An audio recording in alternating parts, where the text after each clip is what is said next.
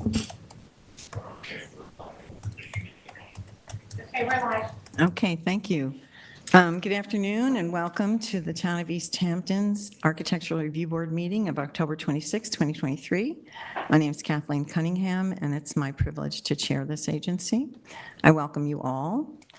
Our first order of business is to approve the minutes of October 12th, 2023. May I have a motion, please? So move. And a second? Second. All in favor? Aye. Okay, so passed and carried. Okay, the first item is Rowdy Hall, Historic District, change to commercial, Suffolk County Tax Map Number 300-171-1-14. That's mine. I'm going to read a statement that I've prepared here. The Architectural Review Board is instructed by the Code of the Town of East Hampton to review all applications in historic districts as well as all changes to commercial property. This is the starting point for any analysis by this board. There are criteria dictated by the code that the ARB must use when evaluating any applications that come before it. When considering applications for property within an historic district, the ARB is governed by the standards and criteria set forth in East Hampton Town Code Section 255-760B, General Standards for Historic Landmarks and Historic Districts. Under 255-760B2, we are instructed that the historic character of properties within historic districts shall be retained and preserved, and any exterior alterations made to buildings or structures on property located within an historic district shall be compatible with the historic character of the historic district. We are here again today because the structure is in the Amagansett Historic District. The code is clear. The ARB has a legal duty to ensure that the color of any building in the Amagansett Historic District is in harmony with the rest of that district. As directed in Zoning Appendix A, Amagansett Historic District Guidelines, Section 2A2A, Preservation Goals, we are instructed to promote an harmonious, cohesive character for all of Main Street. Additionally, in Section A2G, we are instructed to guide redevelopment of non-historic buildings, of which this is one, in the Central Business District to increase compatibility with neighboring historic commercial and residential buildings and with the character of the historic district in general. This last regulation is reiterated in Section A5 Central Business District Guidelines, which is, again, to guide redevelopment of non-historic buildings in the Central Business District to increase compatibility with neighboring historic commercial and residential buildings and with the character of the historic district in general. The code explicitly directs us to maintain and enhance the elements that contribute to the overall setting of the historic district.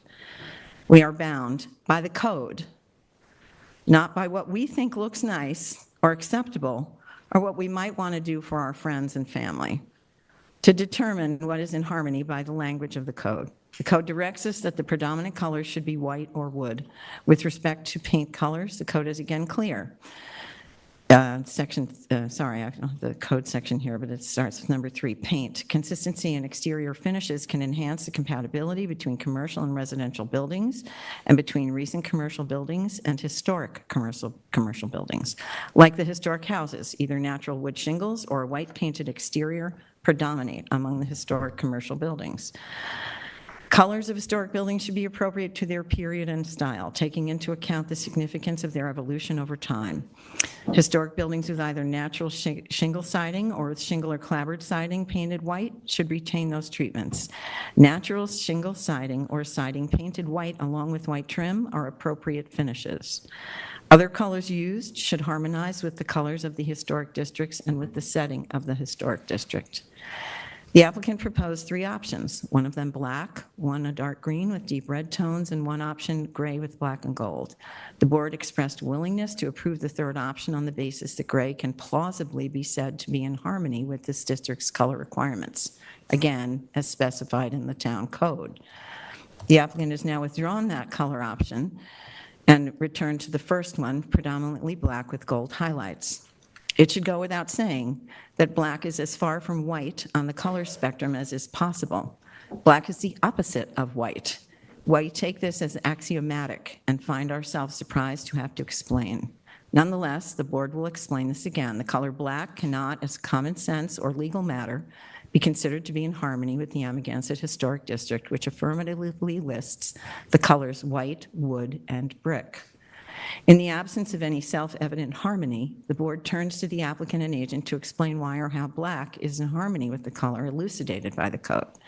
The applicant has not addressed the enumerated language set out in the town code and asks this board to perform a function that it does not have the power to do, namely to ignore the code, to wave a wand, and find that black is in harmony with white. Under Section 255-730E, the ARB has review authority over the exterior facades of commercial buildings in the historic district, including the color of paint. Item 1, any change in the exterior color, pattern, material, or design of a building or structure described in subsections A through D of this section, whether or not the building or structure is designated as an historic landmark or is located on a site designated as an historic landmark or is located within an historic district, and whether or not a building permit is required for such change, painting or staining a structure so as to change its exterior color, or placing siding on a structure which differs in design, color, style, or appearance from its pre-existing siding shall be deemed to be exterior changes that are regulated by this subsection. For a building or structure which is regulated under this subsection solely because it is an historic landmark or is located on a property designated as a historic landmark or is within an historic district, ARB approval of an exterior change described herein shall not be necessary if the change is exempt from review under any guidelines or regulations adopted by the town board pursuant to 255-725D. Also, with respect to the prior approval cited by the applicant's brief, it's important to recognize that none of the prior approvals cited were for a black facade. Many of the approvals were for business signs or awnings, which are separate applications and would not have included and/or mentioned the color of the building's exterior. All of them are factually dissimilar from the current application and therefore do not constitute relevant prior precedent. We are sympathetic to the applicant. We like this design. We support this wonderful locally owned business. It's a vanishing breed, to be sure. But unless the code is changed to reflect otherwise, this board does not have the power to issue a variance of the town code. It's just not within our scope. We cannot find that black is in harmony with a district in which the only color specified is white, wood, or brick. Black is not in harmony. This is disappointing to many of you here. It is personally disappointing to me.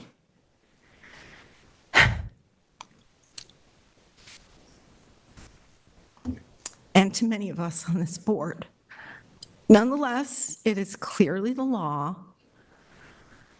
One only has to read the code and reflect on the basic concept of black and white. To find otherwise would be either manifestly disingenuous or a blatant disregard of the law. It would stretch the plain language of the code beyond recognition and reduce this board to a purveyor of subjective whim, which is not our role. In the absence of any evidence provided by the applicant's representative to show how black is in harmony with white, wood, or brick, this board regrettably must follow the plain language of the town code, and I recommend we reject the current application. Now, I'll have order. I understand that we have a diminished board today, and if you would prefer that I poll the board to see what the possible vote might be, because a 2-2 vote would be a tie, and then it would automatically be defeated. And I would prefer to do that myself. I wish we had a full board here, but we couldn't manage that. Diane had to leave for important reasons. So if you wish, does the applicant want to address the board? I would like to, if you don't mind, have the vote amongst the board first. You mean the poll, right? The poll is different than the vote, because the poll will let you know what the vote will be. And if it's tied, if the poll is tied, we'll defer this to the next meeting when we have a full board. Okay. Good? Okay. So, Esperanza, I'll start with you. Yeah, I continue to hold the opinion that the proposed color scheme is not in keeping or contextual with the historic district. Okay, thanks. Chip? I concur with Esperanza. Okay. Frank? I have a few more remarks. They'll be brief. After much careful consideration, is there something wrong with this? Sensitive. After much careful consideration, I think this application should be approved. Let me speak. There are several reasons why I support this application, but I'm going to get to the heart of it. A core question here is whether this board should approve a proposed color scheme that is somewhat different than its surroundings. At our second hearing, there were some comments that perhaps this building should become white or gray, as that is the context of the village. As I stated then, the risk of going down the path of forcing buildings to closely resemble each other is that, over time, you revert to a mean of bland uniformity. Villages must evolve over time to adapt to changing needs of its residents. Boards should do their best to interpret zoning codes that allow for growth and change. I want to read an excerpt from one letter we received in support of this application from Paul Goldberger. He is the former architecture critic from the New York Times and the New Yorker magazine. He received a Pulitzer Prize for architecture criticism and is a trustee emeritus of the National Trust for Historic Preservation. He is also a resident and property owner in Amagansett for 38 years, who has written extensively on the Hamptons. The following is an excerpt from his letter to this board dated October 18th. A great street is not a place of perfection with every detail controlled to the last inch. That is the province of malls, not of real communities, and it can be deadening, not enlivening. Living streets and towns have a wide range of different times, different kinds of businesses, and different kinds of uses. In my experience, the most important role guidelines for architectural review can play is to prevent egregious mistakes, the kind of awful and extreme designs that would disrupt the equilibrium of a street or neighborhood. The Rowdy Hall facade does not, to me, come anywhere near being in that category. The black and gold scheme before us is the best design of the three options that have been before us. Indian Wells Tavern was all wood with clear stain and was subsequently partially painted with red trim. Those color schemes deviated from white and gray but were approved. As such, I vote to approve this application.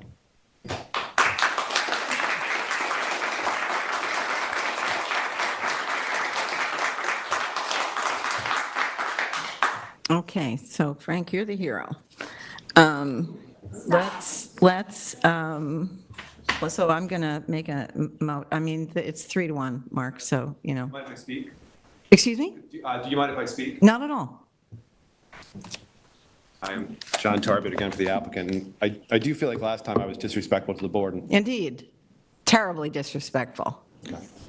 Well, I was here to apologize for that. Thank you. So you said a few things tonight, this afternoon. You said that you wouldn't be able to approve a color other than white because you can't grant variances. And I would ask that before you vote, maybe you get an opinion from the town attorney's office about whether approving a color other than white would in fact be a variance from the town. Well, that wasn't really, we didn't say we would only accept white. We didn't say that. We said that the predominant color in the district is white, and so any color that's proposed should be more harmonious with white. Black is the opposite of white, so something closer to white, like gray, for instance, might have worked. I'm not saying it has to be white. So you said that you can't grant variances, which is That's illegal. correct. We cannot grant variances. Right, but- Only the Zoning Board of Appeals can grant variances. Right, so did you consider a color other than white a variance? Or, because you said that I'm just asking. I'm curious, I'm confused by your use of the term variance. So am I, because you used it, and I'm trying to, so what? I said we cannot grant a Right, variance. but what I'm asking is if you think you're handcuffed by the code and that you can't approve a color other than white, because that would be a variance. No, I didn't say I couldn't approve a color other than white. Yeah, I'm just asking to clarify. Well, she's trying. you keep nailing me on the color other than white, and that's incorrect. Okay. That's not what I said. Okay. I didn't say it had to be white, and we can only approve white. So you need to remove that phrase from your question, Okay. because that's hanging me up. You can consider What is it you'd like to know? Whether so you used the word that, you said the board was, you said you actually you said that you like the color black. Yeah, I think it looks great, but But I that you were don't, handcuffed by the town right, code. that's correct. And that you cannot approve the color black, because that would be a variance, which you can't grant, only the zoning board can grant variances. Did I get that right? I don't think I said it quite like that. I think I said it's not harmonious with the characteristics of the historic district, and that our job is to maintain those characteristics, even though I would easily say that everybody on this board likes this design, but we feel constrained by our duty to the code that we can't approve it. Right. It's- I'm just wondering if it's worth asking the town attorney's office to provide you with their opinion To provide what? about whether the code constrains your ability to approve black. Like, is there a legal impediment in the town code that prevents you from approving the color black? I think you believe that. Well, may I? Yeah, sure, absolutely. So I did want to refer to a section of the code 255-7-60A5, referring to standardized designs. Under this section, the review board shall not be constrained by the preferences of a particular applicant, such as a large corporation or a chain store, for a distinguishing motif, style, or design which the applicant uses generally for other structures within the town or elsewhere. The board shall not approve such a standardized project or design unless the board can and does find that such approval will satisfy the standards and criteria set forth in this section. So that is part of what informs my opinion on this application as well, because that was, from the start, something that has been said about how this is the look for Rowdy Hall, and that's not something that dictates Yeah, what I we understand that, accept. and I would In agree with you. addition to the fact that I do think I that actually the would agree with black you on that. appears Sorry. to be too prominent on that streetscape, doesn't fit the narrative. In a streetscape that is predominantly wood, shingle, white, and So, brick. and I appreciate your comment. So- I just wanted to make sure that the board, and only because of the chair's comments before we started, that you weren't under the impression that you could not approve black. I think. No, we were never under the impression that we could not approve black. It's our understanding by the way the code directs us to find that the colors are in harmony or in context, and black is opposite of white. You And know, I've said I it. don't, Yeah. sorry. So am I not answering your question? No, I think you did. I think originally you said that you could not, and now I think you're agreeing that you could approve black if, in your opinion, it was harmonious with Yeah. the district. Well, I suppose so. I'm not so sure in this about, it's so much an opinion as it is a color palette, that I don't think it's a refutable concept that black is the opposite of white and that it stands out. I would agree with you that black is the opposite of white. Well, that's good. Yeah. We agree on something. Yeah, hopefully other things as well. But I think you're saying that because it's the opposite of white, you can't approve it. Where are we going with this? I'm Okay. It doesn't- we kind don't- we don't need of. to I belabor- mean, don't what need is to it, belabor- I'm not sure I what don't need to it is. I don't need to belabor the point. How can I help think you I was- better understand what I said? I think that the contrasting color of black is not in context or harmony with the historic district as it's composed. And the code directs me to reject applications that I don't think are in In harmony. harmony. And that's. Compatibility is the term. Compatibility and harmony, incompatible. I very reluctantly have come to this position. This is not an easy decision for me. So I appreciate that.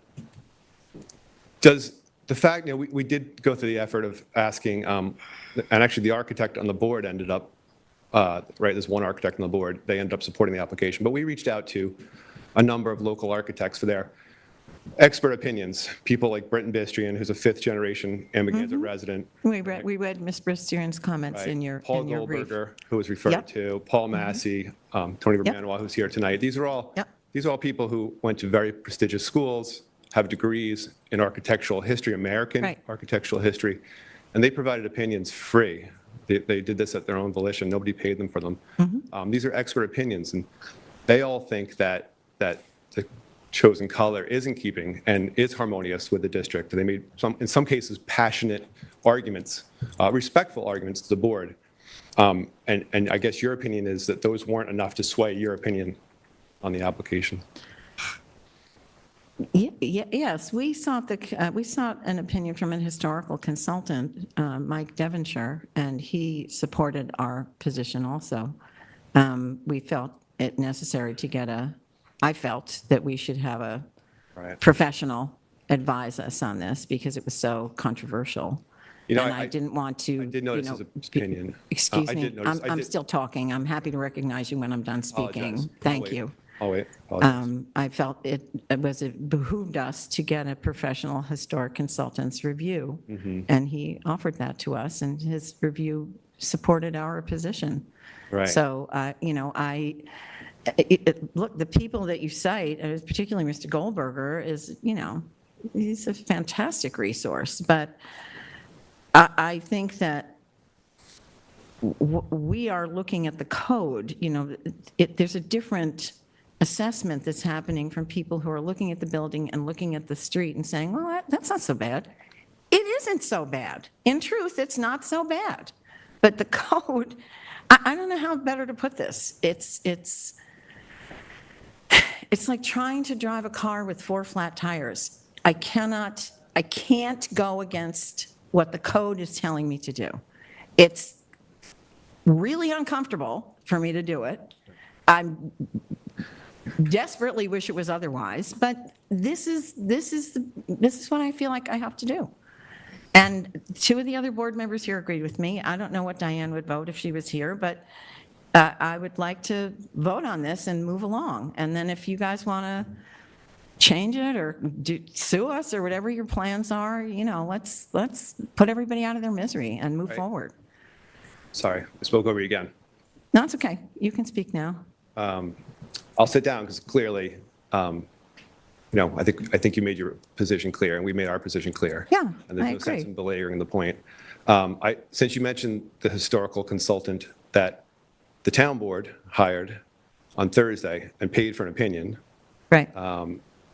he called the current building Edwardian Victorian style. I don't know if you noticed that. I think what he was looking at was, I don't know what he was looking at, actually. that's- He's that's- also, that's the veneer. I noticed he's from Brooklyn and not from, so he's a paid consultant who was paid to provide an opinion to the board, and not from out here. So I have a hard, he didn't, in his letter, he didn't explain how he's familiar with the community.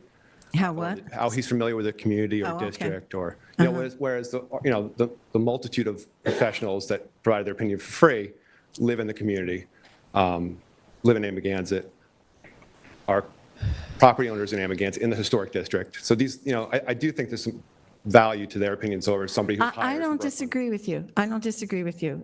I wish you would reach out to I don't think that, I value their opinions. I value their opinions a great deal, but they are not reviewing the code. They're telling me what they think as architects, and I am bound by the code. Well, I'm going to sit down, but the code says that your job is to provide your opinion about whether or not the proposed color is in keeping with the harmony of the district. That's what the code Correct. says, right? Right.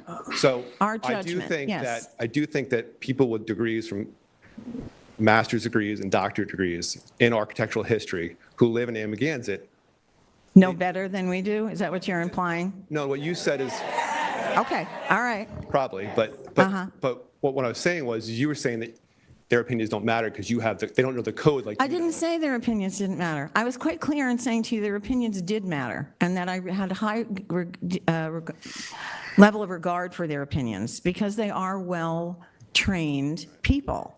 But they are looking at it, they're looking at apples, and I'm looking at oranges. Well, I disagree because they're looking at whether or not the building is in Okay, well, you harmony. can disagree all you want. Listen, I'm trying to speak now, right? Yes. And you're speaking over. Yes, and I'm in charge of this meeting, so I will. you can speak over me? Yes, I can. Okay. And when I'm done speaking, I will summon your comment. I'm telling you that we can discharge this whole room. We can discharge this whole room. I don't know what more to say to you. I wish that I could give you what you want, but I can't. Okay, so is there something else you'd like to say? It's not worth it. Okay. Clearly, if I start speaking, you'll just speak over me, so. Excuse me? Just, What did you I say? would make a move to vote, if that's what you want to do, Chair. Does the owner wish to say something? Yes. Hi. Please let me run the sorry. meeting. Jesus, God. Hi, Mark. Hi, Tony. Hi. So clearly, if when you just polled the board, there was 4 of you that agreed, you could have granted us the ability to paint the exterior of the building black and gold, right? I don't understand the first part. You said 4 who You agreed? just, yeah, there was one that dissented, all right? And the 3 of you agreed that it was inappropriate Right, for us to use those colors, the exterior of our. right, that's right. If in fact you agreed with, I'm sorry, your name again? Frank, Frank. Clearly, you could have then approved, in the 4 of you agreeing that it was appropriate colors for the historic district to grant us the ability to paint it, right? right. Okay, so for you, you also said that in your position, all right, based on the code, that you can, with clear conscience, or however you put it, go forward or vote to allow us to do it. So I'm sort of confused if you're saying there's a code that doesn't allow you to vote to accept this, how if 4 of you agreed that you could. I'm not So following. what I'm saying, not what I'm following you saying either. is, okay, here's what I'd like to say. I'm not a lawyer, all right?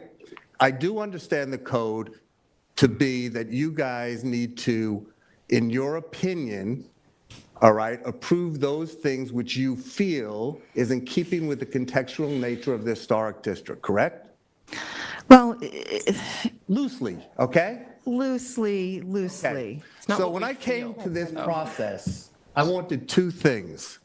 I wanted to get a sign approved. Right. And I wanted the exterior of this building, the colors we chose, to get approved. Right. Over the 4-month and 4th meeting, I've added a 3rd thing. It's become obvious to me that this process, not just for me, but a myriad of applicants that have come before various ARBs, excuse me, you seem put off by my. Mark, just ignore him, please, and continue. I didn't say anything. It seems to me that our town government, specifically in this case as it relates to the color of exterior buildings, would go a long way to developing some sort of code, not dissimilar to the code that applies to fences, that the code applies to signs. I'd have no problem coming before you if the code said, these are the 10 historical colors that you can use on the exterior of a building. But the code does not say that. So it's left up then to the subjective feelings, and this code and this board in meetings has suggested, well, how about dark burgundy? Or how about a forest green? I understand your frustration. And I feel bad for you. And listen, this is not personal. Well, all I'm right? glad to hear it. I respect all of you on the board.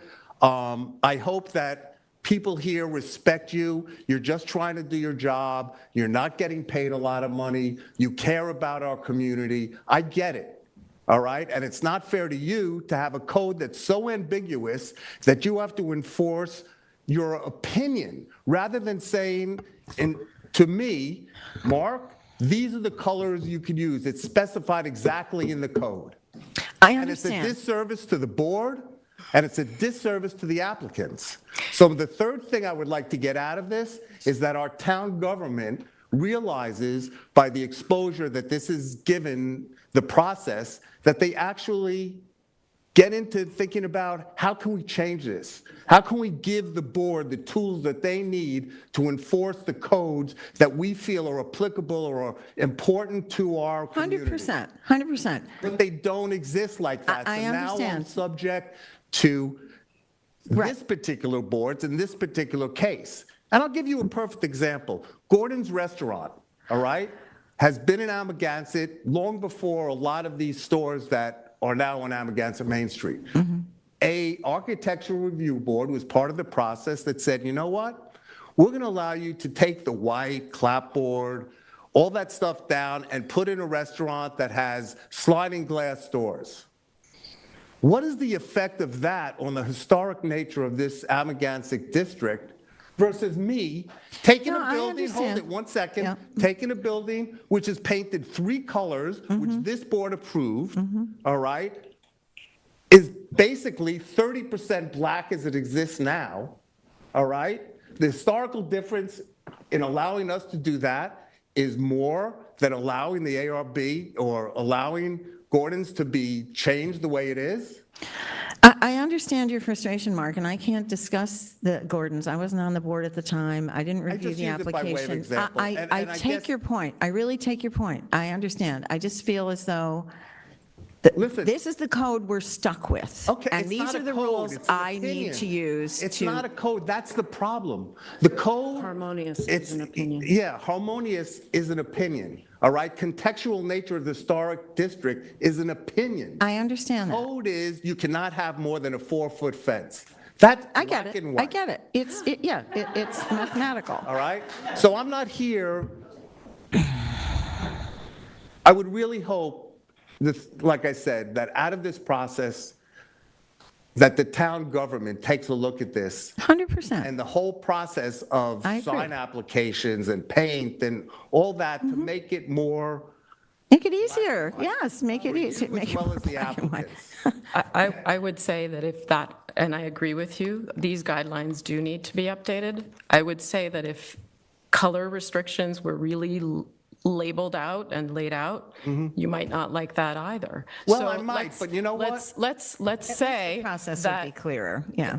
my case, I have been having those conversations about updating these guidelines because it's necessary. Absolutely. All of the districts, Absolutely. they're all completely outdated and all need to be updated. However, we are facing this particular application with what we have. And. And you have- And I would add, it's not what I feel. It may be my opinion. Okay, your But all of those letters that we have received are also opinions, which are founded in experiences, studies, all of that. So we're all in the same boat. You know, I grew up here too. I went to school. And I here. respect Some of the your people in opinions. this room I've I known since respect elementary everyone's school. on the board's opinion. So it's been a very difficult process for all of us. I will say, I still really don't think this fits in the district, and I'm You're entitled to your sorry. opinion. And I respectfully disagree, but you're entitled to your opinion. Thank you. And I respect everybody on this board's commitment to this community. Well, thank you, Mark, and we respect your commitment to the community, too. We're sorry we couldn't come out to a more mutually agreeable position. Tony, do you want to say something? Just to reiterate that I feel that, and I thank everybody for your time and attention, I do feel like the word harmonious is subjective, and that I feel very strongly that this design would actually add to the beauty of Main Street and add a kind of black and white go together.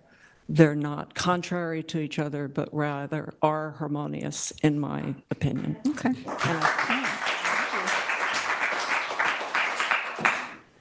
Okay, so I'm going to make a motion to deny this application as presented. May I have we a voting on second? Yeah, I think so, because it's a 3-to-1 poll, right? I mean, if it's, right? That was the agreement. Okay. So we're proceeding to vote. I think so. All right. Yeah.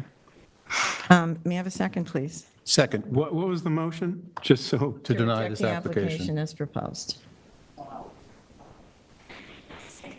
Okay, is that You clear? can vote. Yes. Okay, I so heard we it. have a second. Okay, all in favor? Aye.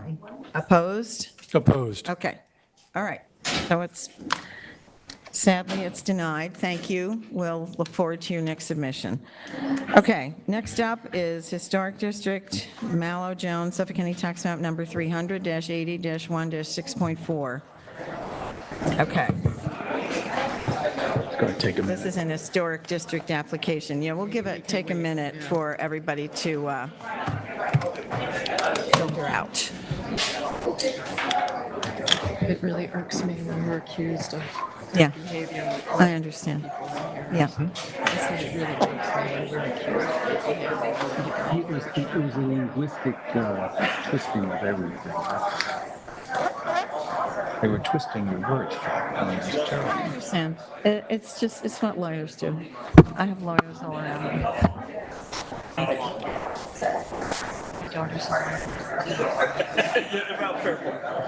He's often a different word. Yeah. Folks, if you could just take this out into the atrium, that would be helpful. We've got other, or outside, we've got other applications we have to attend to. Okay. This is, Chip, this is yours. Are you the representative, sir, for Mallow Jones? Yes, Could you give us your name, please? yes. Anthony Vermandois, 68 Union Street, Sag Harbor. Okay, great. I'm the architect. for Great, the thank you. proposed Welcome. project. Just let me know when you're ready for me to get started. We're ready. Well, we're going to the way it works is the board member who's assigned your application will review it, and then we'll ask you to chime in after that. Okay? Okay, Chip, this is yours. So this is a complex application to make substantial changes to a small 3-acre farm nearly across from the Springs Library. The property is in the southeastern end of the Springs Historic District. Applicant seeks to alter, demolish, and reconstruct parts of the main farmhouse, make changes to a garage, shed, small stable, and to move a swimming pool, and also to relocate a driveway. This is an utterly charming, old-style compound, and the proposed changes are well thought out and will make the property appear more historic by removing and replacing several architectural features. Specifically, the applicant is proposing to demolish and replace the existing 2-story addition of the 1980s. It's 752 square feet with a larger 2-story addition of 981 square feet in the back of the house. Replace the gable double hung windows with a triangle window in the front of the house. That's on the 3rd floor. You see it there. And replace the existing front door, which is not historic, and the front porch removed with a new front door and molding around the front of the house, making it sort of a vernacular federal farmhouse. Additionally, the applicant is also proposing to reshingle the walls and roof of the residence with new cedar shingles, replace the existing swimming pool with a pool that will be set much farther back on the property, make minor additions and renovations to the outbuildings, which are a garage, shed, and stable-like buildings in the back. This property is known as the Timothy Miller Henry Schellinger House. This house was built at the end of the 18th century with major additions at the end of the 19th century and sympathetic additions at the end of the 20th century. The front door and porch to be removed are probably 20th century alterations. Removing the double hung window on the 3rd floor and reestablishing a triangle window will take the house back to an earlier look. Same with replacing sliding glass doors on the sides of the house with 6/6 windows. There is a substantial scenic easement to the rear of this property, about an acre plus on this 3-acre property, which will remain untouched. There's a couple issues our planning department picked up that are just discrepancies that I want to bring to the applicant's attention. The gross floor area needs clarification. In a narrative that you wrote, it says it's 1,854 square feet. Your general notes say it's 2,129 square feet.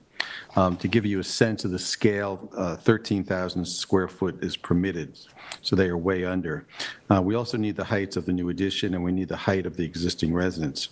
Bottom line, the renovations will make this house more historically correct and in confluence with its 19th century appearance. All yours. Okay. Oh, just to get those two discrepancies out of the way there, yes, I'm going to confirm that the total GFA is going to be 2,129, the higher number there. And then the heights there, just to give you the numbers there, the existing main ridge is approximately 27 feet 7 inches from existing grade, and the ridge of the addition is 23 feet 4 inches above existing grade. So there'll be a substantial difference between, the addition will be substantially subservient to the main ridge line. I would also add to that addition that we're proposing is 60 feet, set back 60 feet from the street, and it's also set back 25 feet from the closest point of the main house, the existing house. Just a few things. I think you summed up what we're proposing to do pretty well. I think just a few things to add. Yeah, we actually have a photograph showing that triangle window. So that was. I saw it, yep. Yeah, that was removed fairly recently. I'm also thinking, like, looking at the house and the 6/6 windows, which is a little bit odd for a late 19th century addition. I'm thinking that they may have actually recycled the original windows from the old part of the house and just moved them to the front, which certainly would be typical then. As far as whether or not there was originally a front porch, I haven't really seen any evidence of it from what I can see. I can see that there are pilasters on either side of the door, which just sort of hit the roof, so which makes me think that there was probably a lintel at one time over those pilasters and probably not a front porch, but Certainly not a shed front porch. yeah, certainly not that shed. And that shed is also on a brick stoop, which wouldn't have been typical in the 18th and the late 19th century. Just sort of the exterior, I just want to clarify that we're keeping the original windows. Where we're replacing windows is on the back and on the side where there's the sliding doors. Right, the which are Anderson not 1/1, historic. yeah. And I think on the plans there, it should be pretty clear. It should be labeled on the plan, each window that's original and we're keeping, and each window that we're changing. The exterior paint colors, hopefully this won't be controversial, but it will be white trim, white shingles. I say that because I was one of the people in favor of the black for Rowdy Hall, but that's another matter. It's okay, we get it. Are you the owner or the architect? I'm the architect. Okay. And the owners are actually sitting here. Okay. This is John Mello, Brian Jones, and they're here to answer some questions too. We also have the landscape architect here too, Patrick Conlon, who can maybe talk a little bit about the landscape plan. I just want to briefly touch on the accessory structures. Kind of walking through them, they all seem to be mostly middle third of the 20th century vintage. Dan, can you bring those up so we can look at them as you're talking? Yeah. Sure. Yeah, so there's this little funny stable thing there. You can enlarge it, that'd be good. Thank you. And then I think I there's love another that one, that's the stable. It's garage. so cute. Oh, yeah, so that's the big stable in the back there, and that's probably the building where we're proposing to do the most substantial changes to. Basically just popping that roof up a couple of feet to get more headroom inside. It'll be the same shape, which is sort of, I don't know if you have a side view of it, but it's basically sort of a salt box kind of shaped roof. So the bottom, the low end of the salt box is like about 6 feet. So we're just going to bump that up to get some headroom on the other side.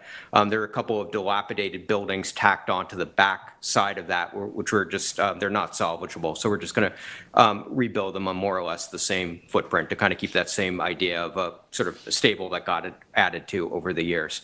And then I think we should have the main garage there. Should be a photo of that. Yeah, there it is.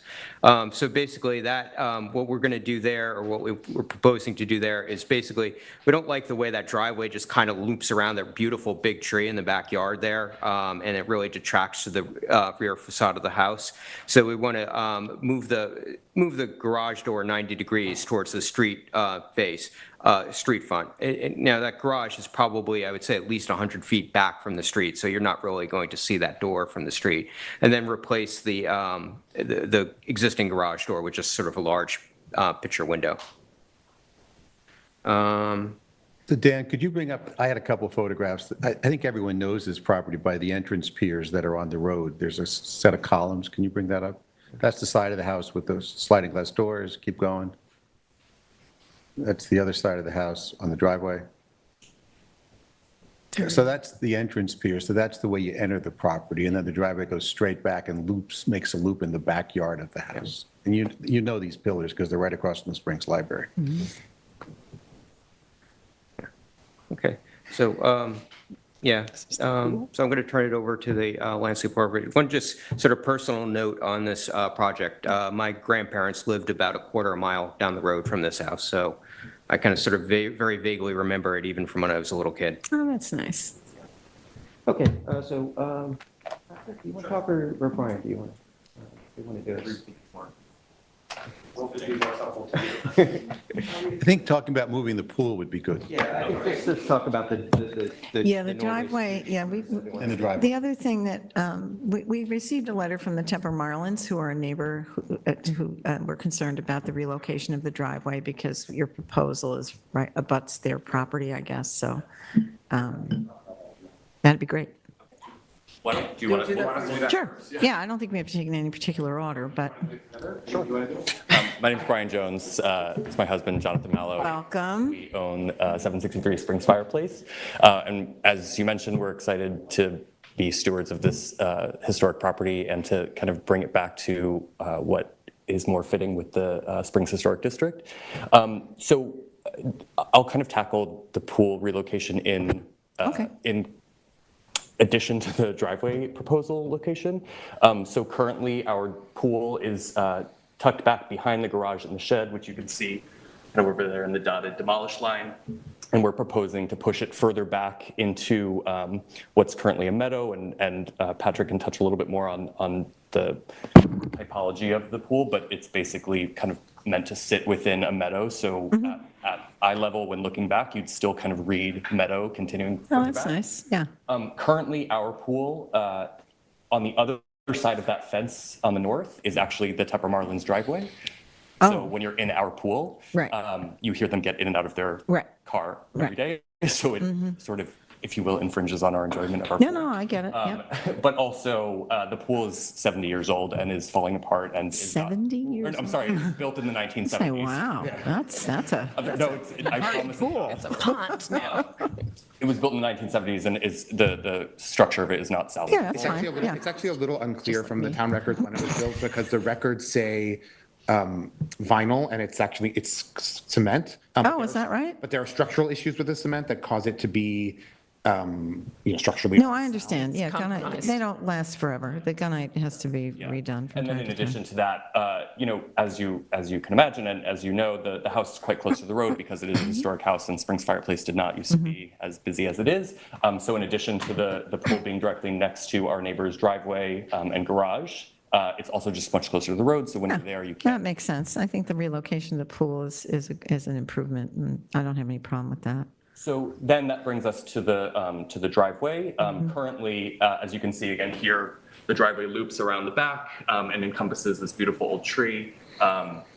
And when you're in the back of and part of what you don't see in some of those pictures, although I think it seems that some of you have visited the property, is that because of the late 20th century or kind of mid 20th century addition to the back of the house, there's really not much exposure from the inside looking back towards the house.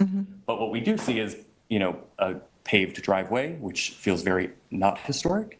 And so similarly, while kind of, we've owned this house for 4.5 years and have fallen in love with the neighborhood, and kind of going up and down Springs Fireplace, you'll see that, having a gravel driveway to the side of the property with a barn or stable or garage capping that and kind of enclosing this, Yeah, I get it. It's more kind of circular typical, drive, right, felt kind of more in keeping with The very historic house that is directly across from Ashwag Hall, 2 up from us, so the other 1 more beyond the Tepper Marlins, is structured like that. And then additionally, in terms of placement, the part of what drove us to place it here was obviously not to suggest changing the entrance to the driveway, but also the driveway ends here before the Tepper Marlins house starts, and most of their entertainment and pool space is oriented towards the back of the house. And so actually their driveway is on this side of the property too. So there's their driveway in between our property line. And we actually just went through and planted like a large osmanthus evergreen hedge along that edge of the property in anticipation of kind of being respectful of the idea that there would be parking there. But this, we felt as though the relationship between the new proposed parking area and the proposed addition to the side of the house, which would be the main kind of everyday point of entry, felt more in keeping with the language of the historic district and the other historic homes in the district. Okay. Okay. Can we hear just a bit from the architecture, landscape? Sure. Can I say one other thing? This, About this- Rowdy Hall? I'm sorry. What? It was a joke. Oh, no, Is sorry. it about Rowdy Hall? I just want to say Yeah. that what Anthony said before about his grandmother living down the street is actually a recurring thing that's happened with this house, where every time we come to the town, somebody says like, oh, was that Sylvia with the blue hair? Sylvia Tenenbaum, yeah, I knew her, actually. Used And to it keeps help happening. her Like, out somebody comes sometimes. to look at the pool and they say like, I used to have a horse here, it's really wonderful. And I just feel very lucky to be the ongoing steward of this house, and I wanted to put that on the Well, record. thank you. We actually- It's one more nice to hear that, yeah. One more anecdote on that. Over the summer, we were sitting in the house and I heard a knock at the back door. And this woman was at the back door and she said, my grandmother used to live here. And I kind of abruptly cut her off and I said, oh, Sylvia. And she said, I haven't been here in years and my partner has never seen the house. And we kind of toured them around the property. Oh, And that's she really subsequently nice. shared some old photos of the property. Yeah, that's So great. It feels That's nice to great. be. That's really nice. I'm glad you've been able to make that connection. It's not often how it goes, but we're also lucky that we have the historic district, and this is a contributing property in the historic district, so that helps us too. Okay, hi. Patrick Conlon Landscape Design, Southold, New York. Can you just pull the mic? yeah. Yeah, it's a little quiet. You could that lift the better? whole thing up. Yeah, then we have to lean it. There you go. Our proposed plan shows the driveway change from asphalt to gravel and obviously moving it closer to the property line between the house, garage, and property and street. The one major element, I think, is the tree removal. There's a large spruce tree. I wouldn't say it's historic to the property necessarily, but I would say it's more of a danger to the historic house than it helps any element of it, which is, I don't know if there's. Is there a landscaping plan that we can see? There should be.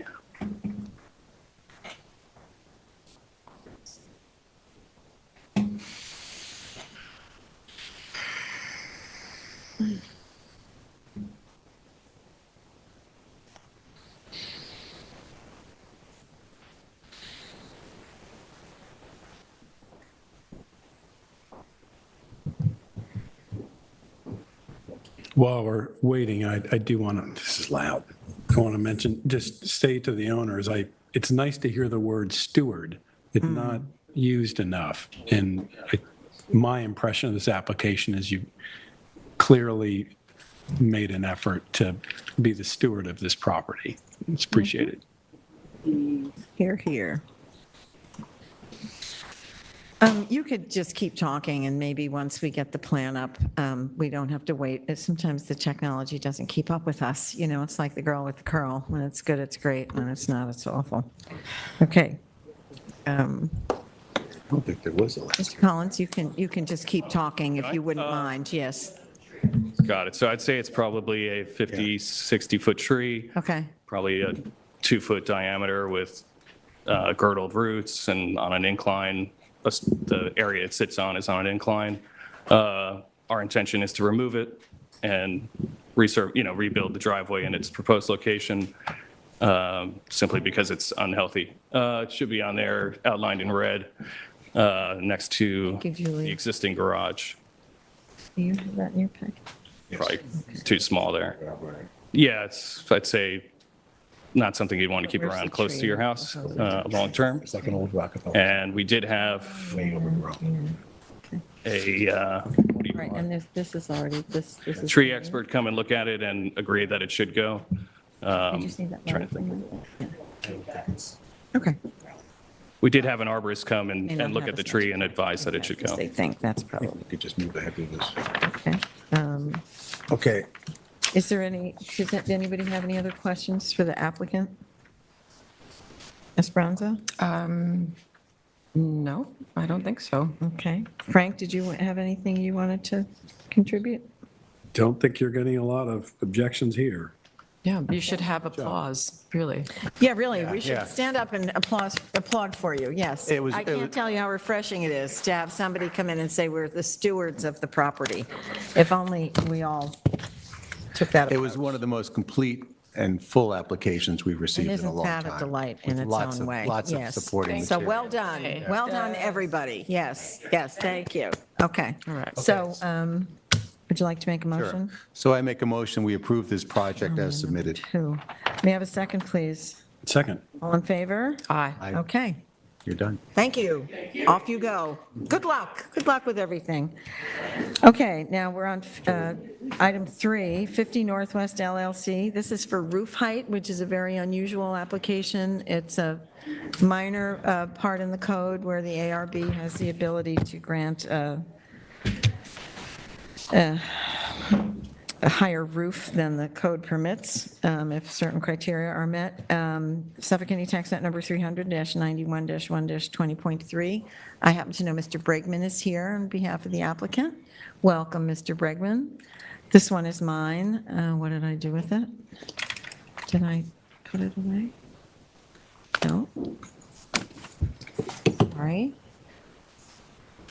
Okay, so this is, are you able to get the photos up, Dan, for us, and maybe get the, have, if you can, have the survey and the elevations handy? That would be helpful. This is an application for a new 2-story single-family residence with a porch, 3 decks, a pool house, pool, sunken fire pit, and rear balcony at the subject property, which is vacant and wooded. It's on Northwest Road, as zoned A5 residence, and within the town's water recharge overlay district. The lot was created as part of the Pine Woods at Northwest Minor Subdivision and is considered lot number 3.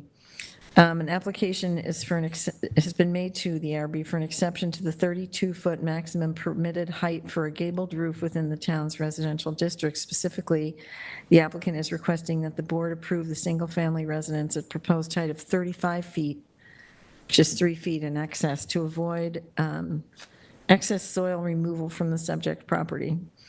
So we are reviewing this for mass and scale, including height, among other criteria. I want to thank Dan for a well-prepared memo. It's very helpful to us, all these memos, and you're doing a great job. So, hey, Dan. As proposed, the site complies with permitted lot and total coverage, lot coverage requirements. It's a 6-acre lot, I think, right? 6 acres? Am I remembering that?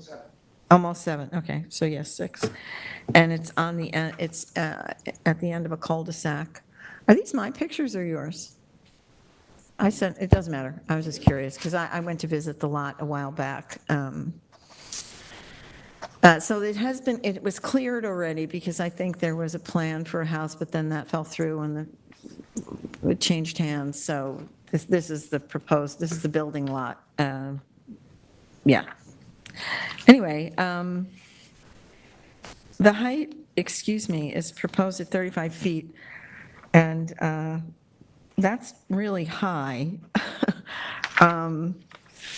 The memo here refers to several aspects of the code.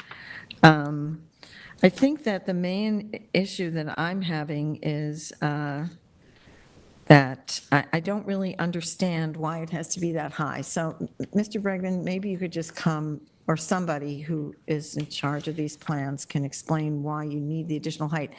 I understand that it's to diminish the soil removal, but What's that mean? when I visited the site, it's sort of up on a hill anyway, and it seems like even if you were to put a 32-foot, even with a building that complied with the code height, you would still have to, I don't know why you have to excavate more because the building is 3 feet higher. That's not making sense to me. Can someone explain that? Also, if has this gone before to the zoning board? No, it's not a variance. It's a very unusual, it almost never happens that we have this. There are certain criteria that they must meet, and it fills most of them, that it's on a really large lot, it's been covenanted, which this has, to exclude it from subdivision. The height is not being built so that there's some kind of view, and I forget what the other one was, but it tends to fit those criteria for the most part. But I just don't understand why it has to be so tall. And the soil removal piece as a reason for that is I don't get it. So I need somebody to explain that, please.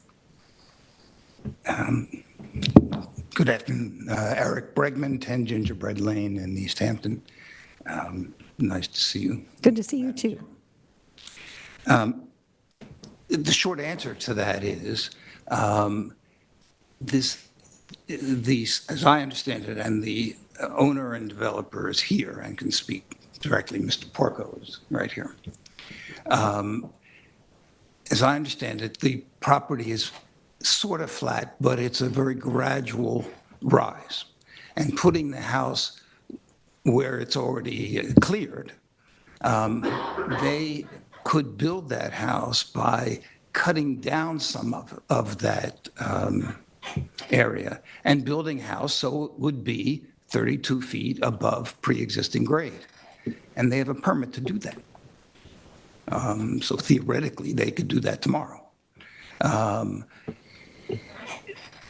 The reason for not doing it are sort of the kind of obvious reasons, that it's a lot of fill, it's a lot of changing the grade, the fill has to go somewhere, and the house, most importantly, the house wouldn't fit into the land as well as it would be if that 35-foot house was built on the existing topography. That's the reason for it. Now, in terms of you're looking at it and what's harmonious and stuff, the most important thing is, do you have those? You can see from the aerials, if I may have them up. Well, do we have them in the file? Have they been submitted? Because we generally don't like to accept things at the meeting, because the public is supposed to be able to follow along, and if we don't have it electronically. Do we have aerials in there, Dan? You can pull them up on GIS, right? Or... Yeah. Can you pull it up? I have one too. I'm going to pull it up. Okay, okay. Yeah. I'll do the same, but this does has distance rings to show the distance house to the surrounding. Yeah, no, it's very isolated. It's very, I met Shannon there. Not only isolated, but it is surrounded by 40 to 45-foot trees. And there's basically 200 feet of distance between where the proposed house would be and the nearest houses. And the two nearest houses, it's 200 feet. That outer circle is 200 feet on that area. So there really is no impact. Zero, because you can't see the house. You can't see out of the house to anybody else's house. And this is not like, new landscaping. It's 45-foot trees. The canopy of these trees is going to be 10 to 15 feet taller than the house. So the answer to your question is, why do it? And why does he want to do it? It's to make it fit into the landscape better than doing the cut and fill that would also achieve the same result. But it wouldn't fit into, the house wouldn't fit into the landscape as well. And perhaps Mr. Porco can say that more eloquently than I can. But that's why he's here. That's the only reason he's here. That might be helpful, because I... Yeah, I'm not quite understanding. I was married to a builder for 23 years, so I know how a house is constructed, and I know that you have to dig a foundation and pour a foundation before you can build the thing. So you're going to have to take some fill out anyway. I'm not getting the relationship between the 32-foot high house and the foundation and the amount of fill that's removed and the 35-foot high house and the foundation. The house. Yes, I would like you to do that. Thank you. That's really the question I The have. house that is now permitted is a 35-foot house. It's been permitted at 35. I thought you said it was 32. No, It's permitted at 32. We're going for 35. Okay, go ahead. At the bottom line, Could you Good identify evening. First of all, yourself? good Sir? afternoon. Excuse me. Anthony Porco, Rosewood Developers. Great. Nice to meet you all. The topography of the property, the average grade is 56.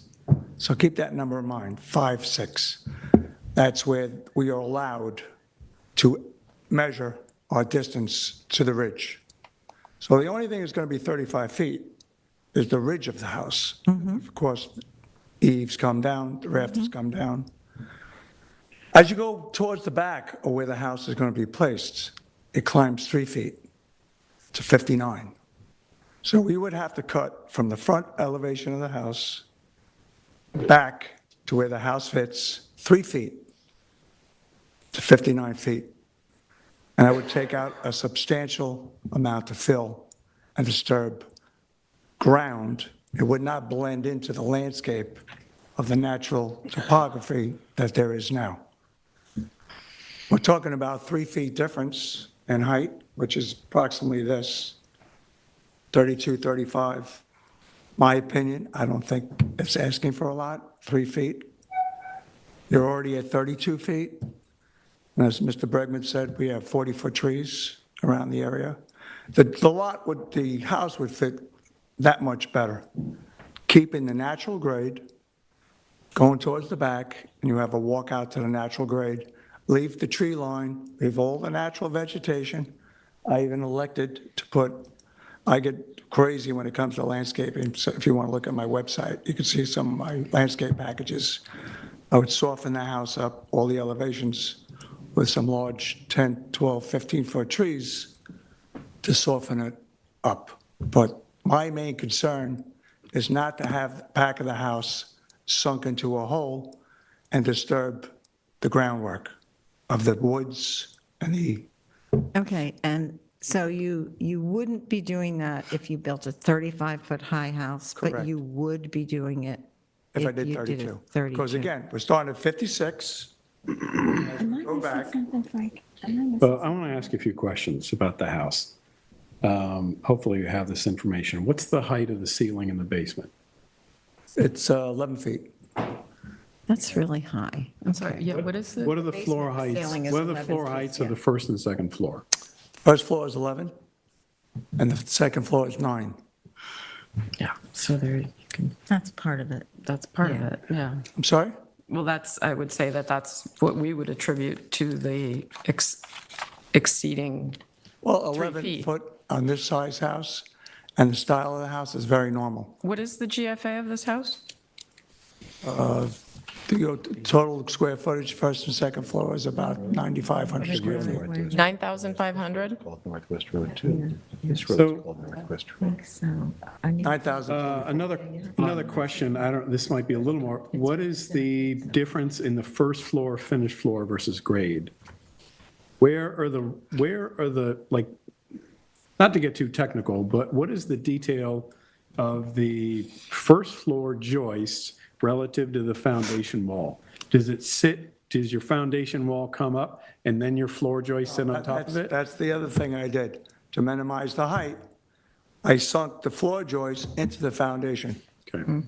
And again, if I may interrupt you for a second, 11 foot on the first floor, this size house and this style barn house, they've been built many, many times with 11 foot. And the basement, it doesn't matter if it's 9 foot, 8 foot, 14 foot, because that height gets sunk into the ground and doesn't affect any of the codes. Yes, but I guess the question is, you're excavating for an 11-foot basement, so that's more to me, in what you're saying about the relief to reduce overall amount of fill to be removed. I'm not quite following that argument. Well, you can't do a 10, but that would be the minimum.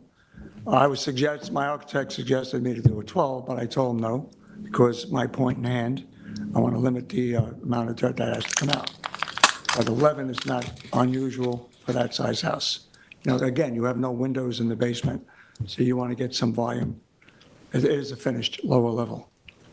It's a style house. You can go to 10 open houses this weekend if you like, and the majority of the houses are 11 feet, 9 feet on the second floor. I minimized the second floor. I was originally going to have 10, but I cut it down to 9. Those houses may not be asking for this kind of relief, so. The only that's- reason I asked for this relief is I was told I can. And to me, I think the house is going to sit much nicer, less disturbance. So what would be your option? My option was to build it just the way it is. That would be my So, Just the way it is, The way it was approved by the building department. and it's the same house, but 32 feet? Same exact house. I can't remember. Like Mr. Bregman said, I do have a building permit. I've had it for a month, but I've been waiting out of respect out of the board to see what they have to say. I mean, the way I look at this are a couple of things that would have to convince me that to allow this exception. That's a footprint. And it is an exception.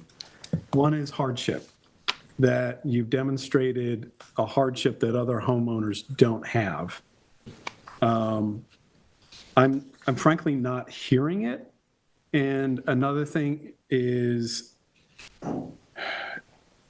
it hasn't been demonstrated that you can't achieve what you want like you haven't exhausted the other options. And it seems to me what you want to achieve is just greater mass and volume. And I just don't understand why this merits an exception. And it's, Does the fact that going out onto natural grade and not disturbing 3 feet of 150 by 200 feet? well, I would say you have 5.5 acres to spread. We can't clear 5.5 acres. We have 7 acres. You have, the hard thing for me to get around is that on 7 acres, you can't you can't make 32 feet I'm work. trying to do the right thing. I did not buy this, I am not the first owner. The first owner cleared a certain way to fit a very unusual house there.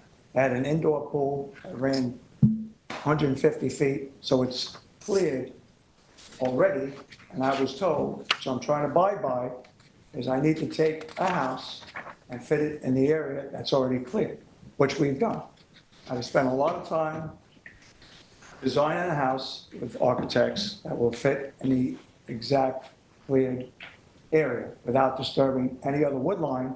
But the problem, it's not a problem, again, I could build it just the way it is, but I'd rather not do it this way, I'd rather do it the other way to maintain property, and to me, that's a hardship. Why would you want to go in there and clear out thousands of yards of fill and disturb wood lines if you don't have to? Right now, it's basically revegetated. How could this board respond to any other homeowner who builds at 32 feet and say, when they come and say, why can't I build at 35 feet? I have the same hardships. I am trying to accomplish the same thing, but that owner gets to go 35 feet? Well, the only reason I'm asking for it is it's in the code. I could- Yeah, there's. I mean, I didn't, you know, To repeat the earlier discussion about, it's a code. The code says you can go to 35 feet. The code does not say you have to show hardship. This is not a zoning variance. And even the zoning variance, the hardship rule was gone 20 years ago. I'm sorry. I'm sorry, no, please finish. No, if I may, I believe that section of the code is also referring to older homes, historic homes, which exceeded that 32-foot height. And so that was sort of giving that allowance for homes that might be built in a traditional style, whether existing or proposed. And so I think that's why that is in there, not to build a very fenestrated, contemporary, massive, to almost 10,000 square foot house. You obviously should. 9,000. Should consult with your counsel, but this part of the code doesn't say anything about old houses. This part of the code. No, I read there was one application. I mean, as our chair said, this doesn't come up very often. Right. And I did read one application regarding this. Right. And I did see some allusion to that. There is in the second part of the paragraph, it does say for historic districts and for historic houses, and it goes on to talk about. Understood. I'm just kind of trying to provide a context here. But what is special about this is it doesn't need anything in terms of variances or changes except our request for the extra height. In other words, it meets the clearing, it meets, the coverage is like 19% of what is allowed. The total coverage is 30%, or maybe I got those backwards. But it meets all the requirements, and as we showed with the aerials, it's entirely hidden. Is there a walk? Right, I This do. is not a yeah. question of seeing, a white store versus a black store, if you'll pardon the reference, Only the animals will see all of the light And maybe they'll like it. emitting I don't from know, this structure. But it's not, the other thing I want to say, it's not adding any space or square footage. It's the same house. It's the same house.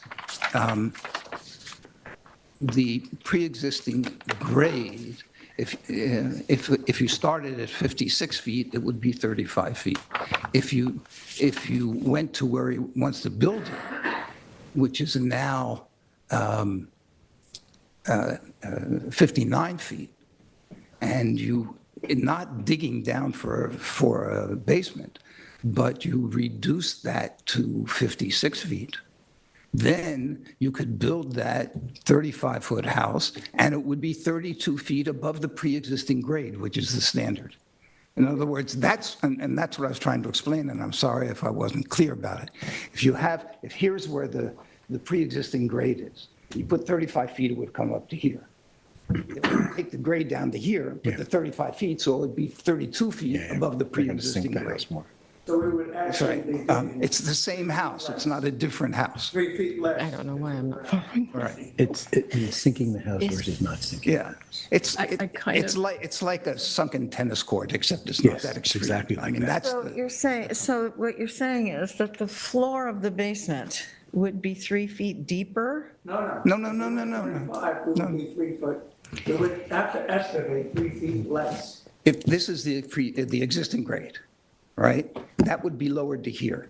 So this house would be built here, and this house would be built here. It's the same thing, except that above the pre-existing grade, it would be 32 feet above that in terms of elevation above sea level. Sense to me. I agree, Not it's just only not would you have to accepting dig it. deeper in the basement, Dig deeper. in order for the house not to be in a hole, you have to clear around the house with drainage so you come into the basement. So you're saving probably 6 feet of excavation between This, 56, 59, which is 3, and 3 feet in the basement. 6 feet of saving, removing the cover. So that's what he doesn't want to do. I'm just trying to understand this Can I because just- you already have a cleared right. space, right? And that topography is at 56, No, some of it is 56. and some of it is at 59. It And looks what you're indicating is that you would have to clear more property at 56 to build at 32? Is that what you're saying? we would have to dig deeper, yes. Well, Why, I don't It understand seems why me- you have to can dig deeper. listen, how this is coming across is, Understand it all. the reason you're going for this is two reasons. One, the existing house is 35 feet, so you have nothing to lose by trying to go for 35 feet. And two, is that you're trying to save on excavation cost in the Can you map. pull up the elevations, please, Dan? it's not I a can't, It's got nothing to do with cost. You should go on my website. and Well, take what a is look your at my website, sir? presentation as We a don't- builder. we, These but, boots, I'm on site every yeah, day. I get it, I'm but, on site, and I'm a guy who cares. Yeah, okay. I just don't want to sink a house into a hole. It's nothing about cost. It's about cosmetics, okay? It's about taking a beautiful home and burying it into a ground, or rather putting it on grade and keeping the natural beauty of the land and keeping it there. the fundamental problem is your house is too tall. Right. Because you That's have why an you're here. 11-foot Right. ceiling, and I don't know, I mean, are you putting the ceiling to the floor joists? Or what's the ceiling to floor? Is it 2 feet? it drops. The ceiling, the floor joist is 14 inches, Okay. but they're sunk into the foundation, as we spoke about. You also have, I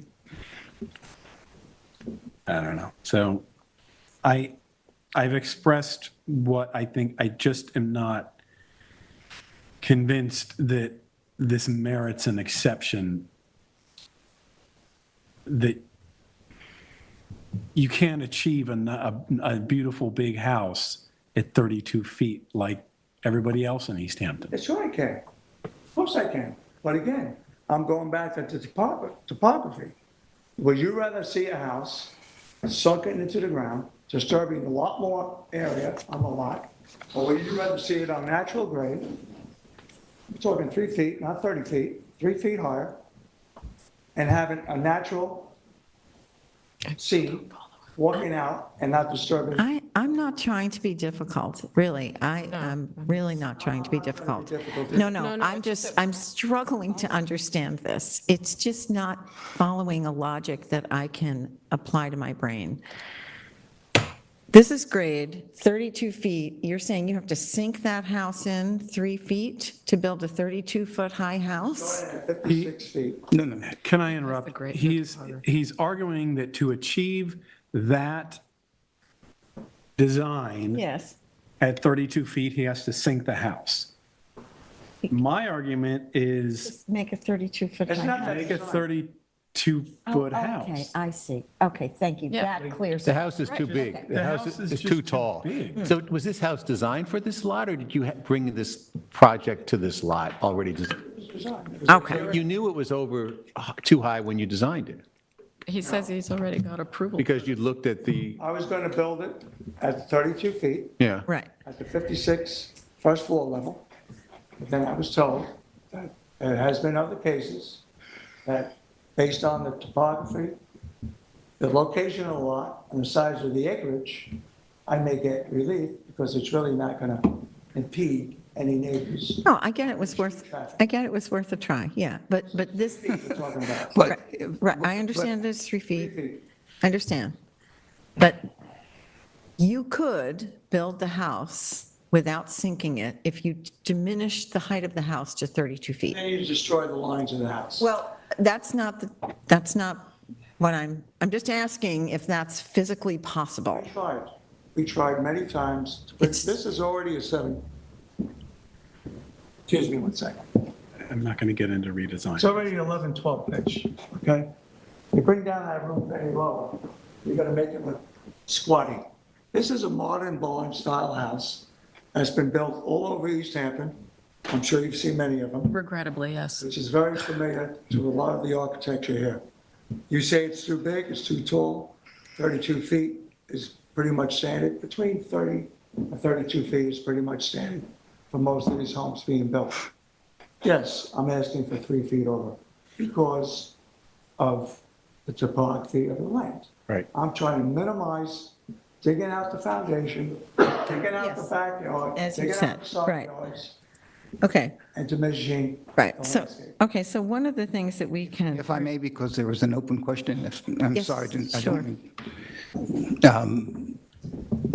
Your question was, why is this house different than all other houses or all other applicants, to paraphrase? And one is what we've just been discussing. The other part of it is the situation is very unique in that it's not imposing on anybody in any way because nobody, it's just all isolated by itself. I think that makes this different than everybody else coming in and wanting to say they want a different house. Okay, I would just like to talk about the fenestration. I feel like there are so many windows on this thing that even though it's in an isolated part of town, it will be aglow at night. There's going to be a lot of light trespass from those windows. I'm having a little trouble with the top elevation there. I don't know which one that is, if it's the north or the south. Rear yard. It's the rear yard? Yeah. Yeah, all those windows, especially across the bottom floor. I mean, I understand why you would want windows there, because it's very beautiful, and it's nice to look out at the trees. But,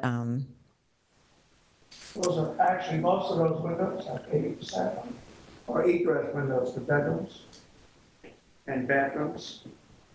egress windows. Modern barn style. And they're, On the first floor? oh, you're talking about the second floor? or the first? No, I'm talking about the first floor. Those are sliding glass. Sliding glass doors, okay. There's just a lot of glass. There seems like a lot of glass. And on the bottom, on the right, it just seems like a ton of glass. Can you move through the other elevations too, please, Dan? Yeah, and I don't know which one this is on the top, but again, there's a I whole, was confused too. These are not glass, these are garage doors. okay. Okay, so somewhat less than. Okay, but this is, which elevation is that? We just looked at, That's the same elevation. David, can you undo that? Thank you. Oh.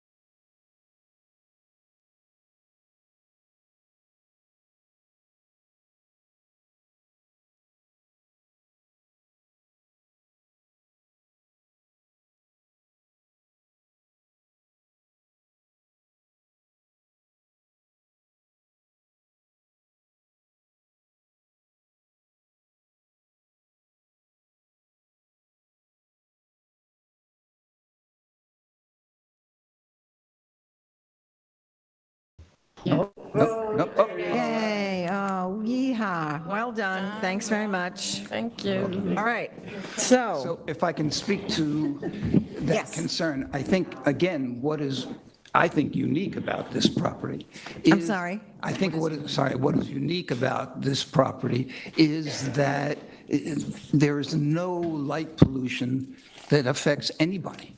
I mean, we're talking about 200 feet of very solid vegetation and landscaping. So even if, you know, there was a party or a dinner party and all those first floor windows had lights in them, nobody could see it.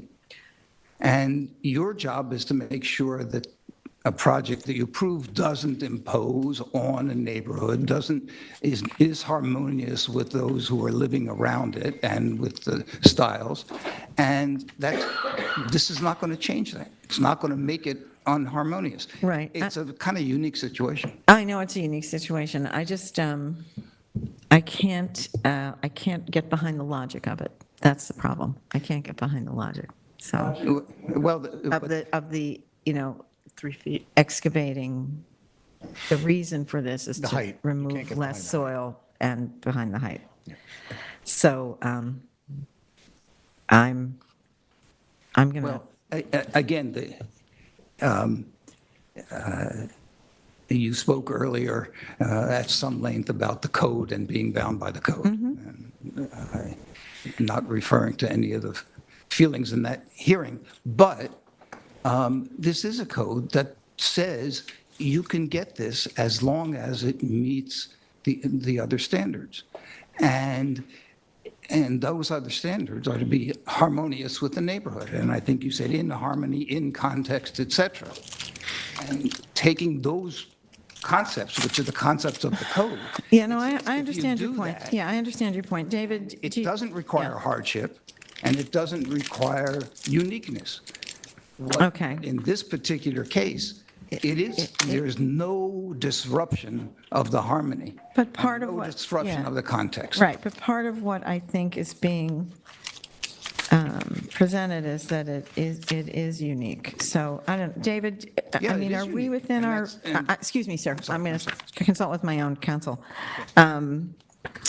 David, are we within our rights to reject this? I would recommend that the board table it, and we can have a further discussion Okay. on it, rather than voting Okay. on it. All right. I think the council makes some good points. Okay. And if you feel that you'd like to have further conversations. Yeah, I think that might be helpful. With your attorney, I'm yeah. happy to do that. Okay, let's do that. So we'll table it. We're going to table it, Eric. I can't make a decision on it tonight. It just isn't gelling for me. One Okay. second, please. Okay. What? Do you understand? And there's the covenant portion of as well. Yeah. Well, I think it's That's already okay, covenanted. but could we have an estimated time of adjournment? We'll try to get you on at our earliest convenience. I would like to move it along too. I know you've been waiting. So we'll do our best to get you on as quickly. I can't give you a date. We'll do our best to get you on as quickly as possible. Yeah. No, Yeah, I don't have the calendar in front of me, and I don't know what else is happening. It's just not something I can do at a meeting, we'll let you know. We'll try to get you on. I'll try to prioritize it, we'll do our best, okay? Because David and I can. I'm sorry, sir, we have we've got 8 more applications. I'm just going to suggest if you're still having a problem with understanding the excavation part, I have no problem meeting any of the board members Well, thank you. at their office and going through it with Okay, thank you very much for that offer. more clarity on Right. what I'm Right, great, thank you, I appreciate that offer, and we'll take you up on it if that turns out that's what we need. As far as the windows, there's going to be heavily trees, Right, landscaping yes, around the entire property, which right, is shown with their plan. right, okay, thank you. Okay, thanks very much. All right, number 4, God help us. Sylvan Realty LLC, Suffolk County Tax Act number 300-161-4-9. Frank, this is yours. Rick, you're still representing? Yep. Oh, and it's Frankie. Frankie's back. Okay. Try not to shout in this, I had to. try not to shout into this Oh, yeah. microphone. which These is mics are very loud. sensitive, aren't they? Yeah. Keep it farther away from you, I think that does it. Okay, I don't know what they do. They like up the yeah, volume is- somehow, yeah. It's never loud. Dan, if you can bring up the cover letter with material. Page 4 is the updated, kind of starts around page 3. Brutal agenda. But let's start with just leave it on that page. I'll do the intro. Okay. This is an application that's come before us to build a 2-story commercial building with affordable apartments on 3 Mile Harbor Road, just north of the intersection of 3 Mile Harbor Road and Springs Fireplace Road.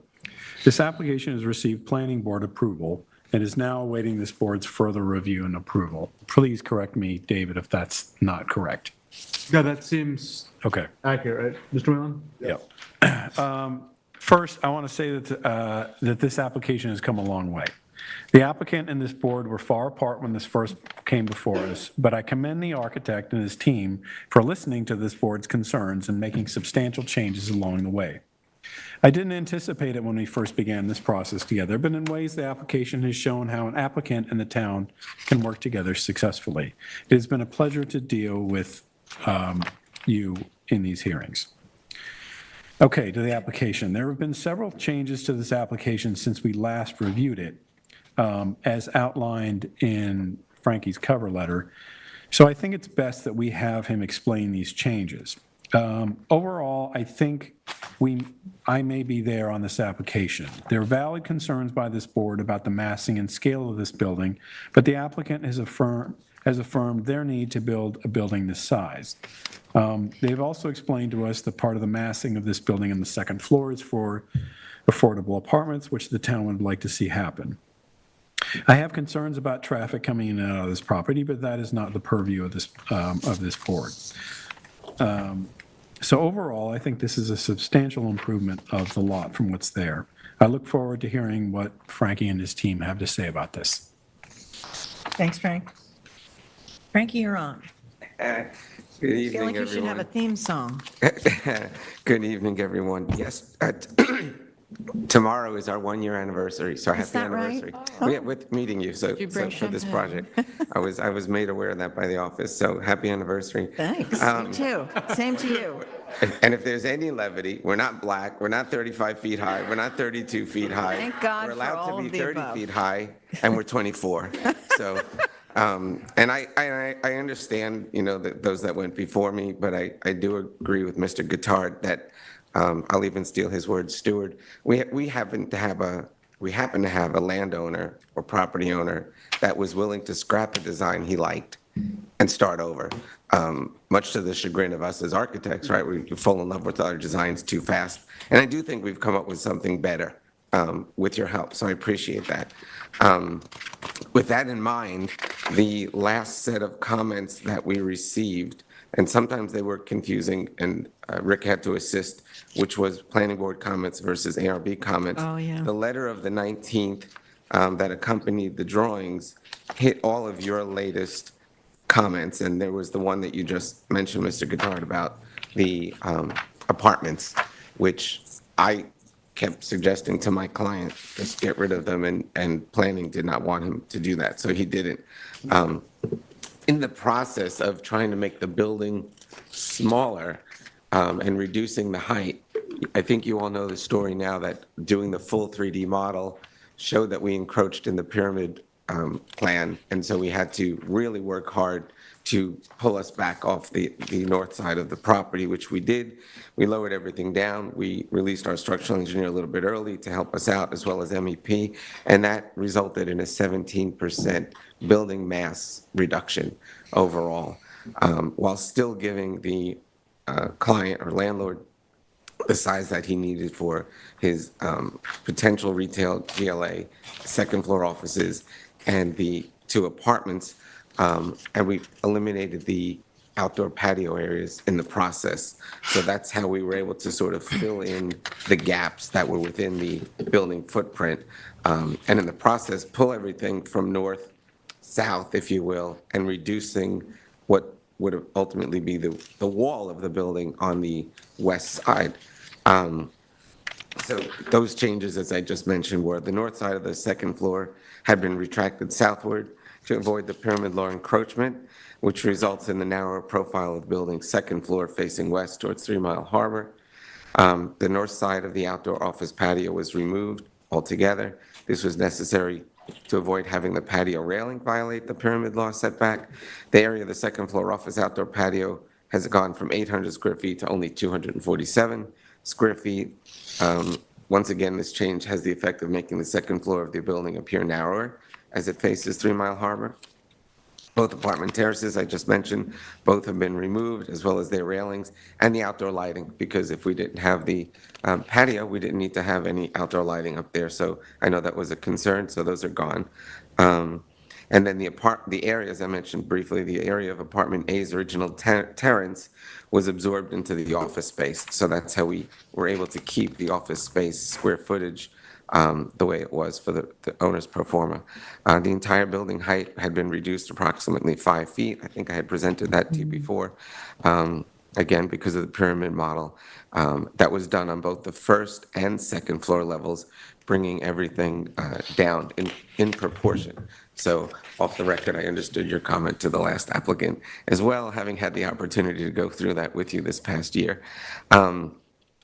And the light fixtures were lowered in the process as well. I think that was a comment that came as sort of a side result of if everything comes down, and that's the 17%. The internal layout of the 2 apartments, because we moved some things around, the windows changed slightly to ensure proper egress. and to maintain natural lighting, because obviously all the habitable rooms of the apartment needed to have a window, but the apartment size remained the same. The floor plans are noted in the 31-page book that you have. There was a comment made to eliminate and narrow the broad band of white trim, so the elevations have all been revised to eliminate where we collectively had crossed them out at one of the last meetings and narrow them across the front as well. If you remember, there was a much wider fascia of white trim board across the front at that time. And that's on all four sides of the building, as requested by ARB. Now, there are a few things that we have not touched. So in all transparency, comment was made to reduce the storefront glazing, and that has not been reduced yet at this point. And that's truly just because a tenant has not been identified, and a retail tenant is going to typically want more glazing. And we think that because we have that setback underneath the breezeway, if you will, where the storefront is further back than the actual fascia of the building, you're in shadow, and it sort of minimizes the effect of all that glass right out front. But in speaking with the owner, and depending on the tenant that he gets, should they require less glazing, which is not uncommon in some retail, if they're going to stock on that side, or if it turns out not to be, Necessary, somebody yeah. that needs that much Yes. glazing to show their wear, then we have no objections to modifying it. And the same comment came with regard to the type of door. Because we have aluminum glass storefront system, we have an aluminum glass door, typically medium style or narrow style we could use here because it's, it's not heavy-duty use. But the comment was made to do a solid panel door, and at this point, the owner, based on his comments from leasing reps, have said, please don't put a solid door in an aluminum glass storefront system. But again, if somebody was willing to change, there are some tenants, and I don't want to scare you, it will not be this tenant, they've gone out of business, but I have worked with tenants that all of a sudden put a big pink solid door inside their normal storefront system as branding. So it's rare, but it has been done. But again, if they would be willing, if they'd be willing to do that, change the door systems. The owner is not married to this, but he wants to accommodate potential tenants. The last comment I think that we had together as a team was the trash enclosure. So as you know, it was relocated from the east side of the property to the west side per planning board, and that we have basically skinned that, which is visible, believe it or not, here, right down in that corner, or on all the elevations, using the same building materials as the building itself. I'm not sure we ever got a comment back. Maybe I could be incorrect, but there was a question as to whether or not you would allow a white trim board at the top of that, and we were indifferent. I think you'll see here, it's because of the shadowing effect of the model. You don't see it as much. I think in the elevations, you'll still see it. It's just a way to cap the cedar shakes. But we're indifferent. If the board has still decided they don't want that, or there was the way I have it in my notes was that you would get back to us on whether or not the white trim was objectionable or not on that one element.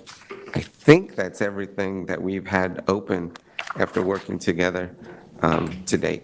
Well, thank you. I would make a quick comment about the top of the trash enclosure. That's what I was going to just ask you about. I wouldn't do it white, just draws attention to it. Okay. Because there was some concern that you could see it from the road, right? You could Well, see into that's the trash enclosure itself. Yeah.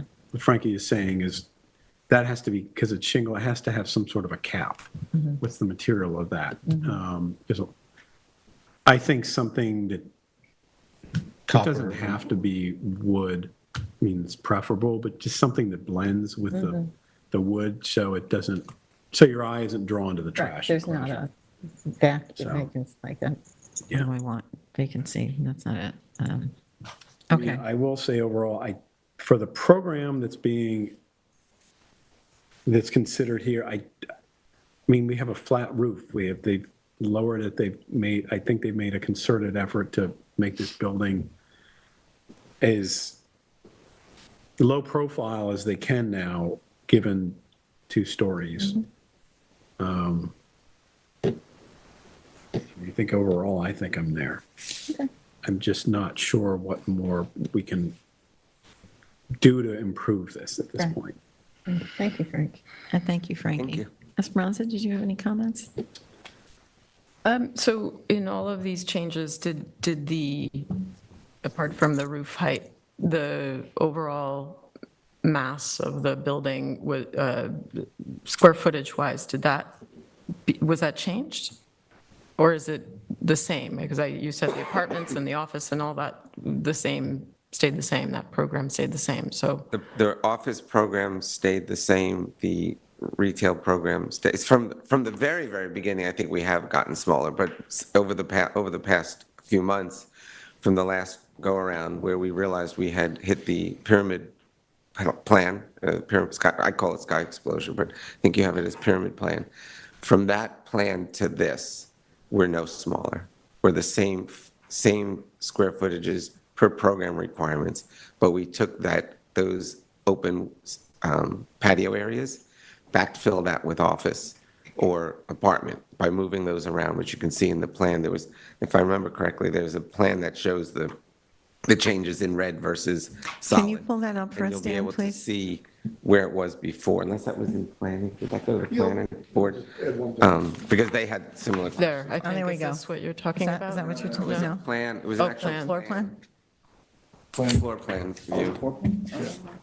But that might have gone to planning as opposed to you, I apologize. That's okay. It's hard to Because keep they track. needed us to outline Right. per, yeah.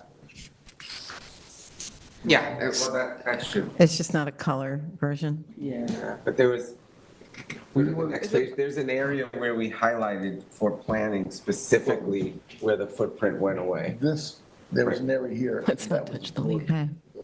Right, That was right. the outdoor patio. Right, so there used to be patio here for this apartment, and that we were able to take the office space and take that space and eliminate the patio altogether.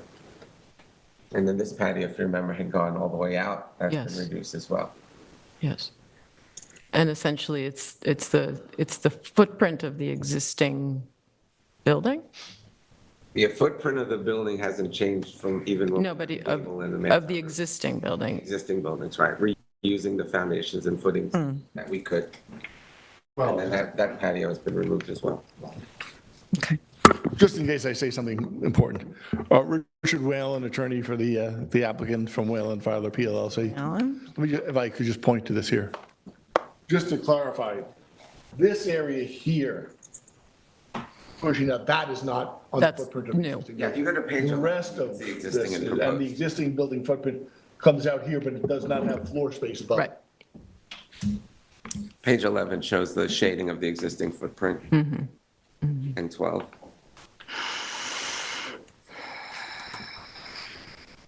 Is that it? Correct. Okay. Right. Okay. Yeah, I think you have done such a thorough presentation throughout, and it has come such a long way from the very beginning that Thank I you. recall seeing it. And that wasn't you. My. Oh, the first one, you mean? It Yeah, wasn't me. yes.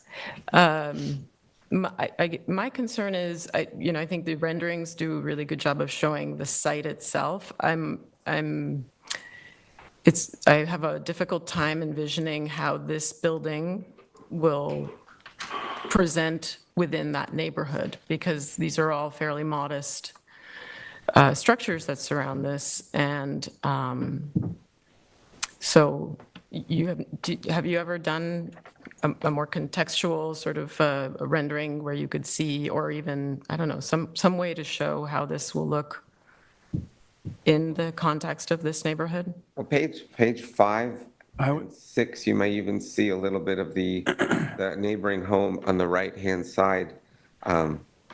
Yeah, I saw. I did, in all honesty, I did, because when we had been told we couldn't have gray and couldn't have gable and hip roofs, the neighbor directly to our west is a gray shingle building with, painted gray building with white trim and gable and hip roofs. And I remember going to Rick going, what do they mean it's not contextual? We look exactly like our neighbor across the street. We have not done any sort of model. I mean, that's just not something that we're capable of doing without being able to scan the existing homes. But if you look here, in there that's an accurate depiction. We had gone through this last time of the vegetation that's there, and I think on the next page, when you move into the site a little more, you'll see it. You can go See over the homes back there? you can see that there's a building right there, hidden behind the vegetation. I don't have anything up and down 3 Mile Harbor Road. Yeah, I'm not even 3 Mile Harbor Road, but like Jackson Street and more, so. Well, let me just add one thing. Richard Whalen again. The view that the public will see of the building will be from 3 Mile Harbor Road, which is obviously pretty important because that's a major road. But that's the only view. To the east, it's residential, wooded, so you can't see the property from Springs Far Place Road. And the immediate north of the building is the former Cullen Machine Shop. And if you drive on Floyd Street, Jackson It's Street, Jackson there. you don't even really see the existing building. Maybe it'll be a little bit higher behind it, but the machine shop really dominates from the north. So you're not going to get a view of this really from any direction other than directly from 3 Mile Harbor Road.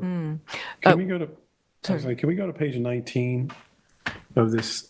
The middle drawing, I think, depicts pretty well where this, the scale of this building relative to the existing one. Is that a question? Top and bottom. No. Next page.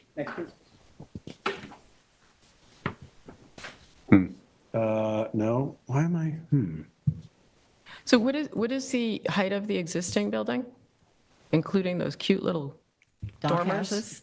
I'm trying to find the drawing that has the front elevation, that one. If you go to, So the green is the existing, in the middle drawing, the green dash is the existing building. So you Okay, can thank you. compare That's what's very there with helpful. what's Yeah. proposed. Right, so Okay. understanding that that's got a hip roof, so it's angling back. But to scale, that's the height of their building versus our building with their little elements on top.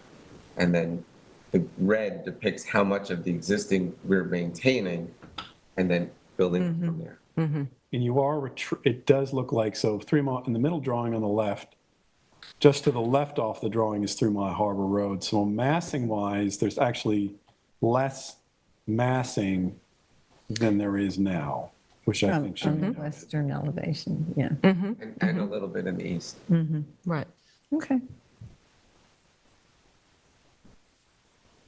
One question I have is, Are you done? it's maybe, sorry, I didn't mean to No, interrupt. Esperanza was, I was just trying to give her a chance to And finish her we've done thought. that on all 4 sides as well. Are you good? Yeah, thank you. I don't have information for what the square footage of this is now. Like if we're to make a motion for approval, I don't have the information Oh, of, interesting, okay. is that Single? sheet is, hang on. I think you're asking for the existing building, the This- nightclub? Yeah, previous drawings used to have, like, there was a stat sheet at the beginning. Do we have that? Saying like, building height, square footage. No.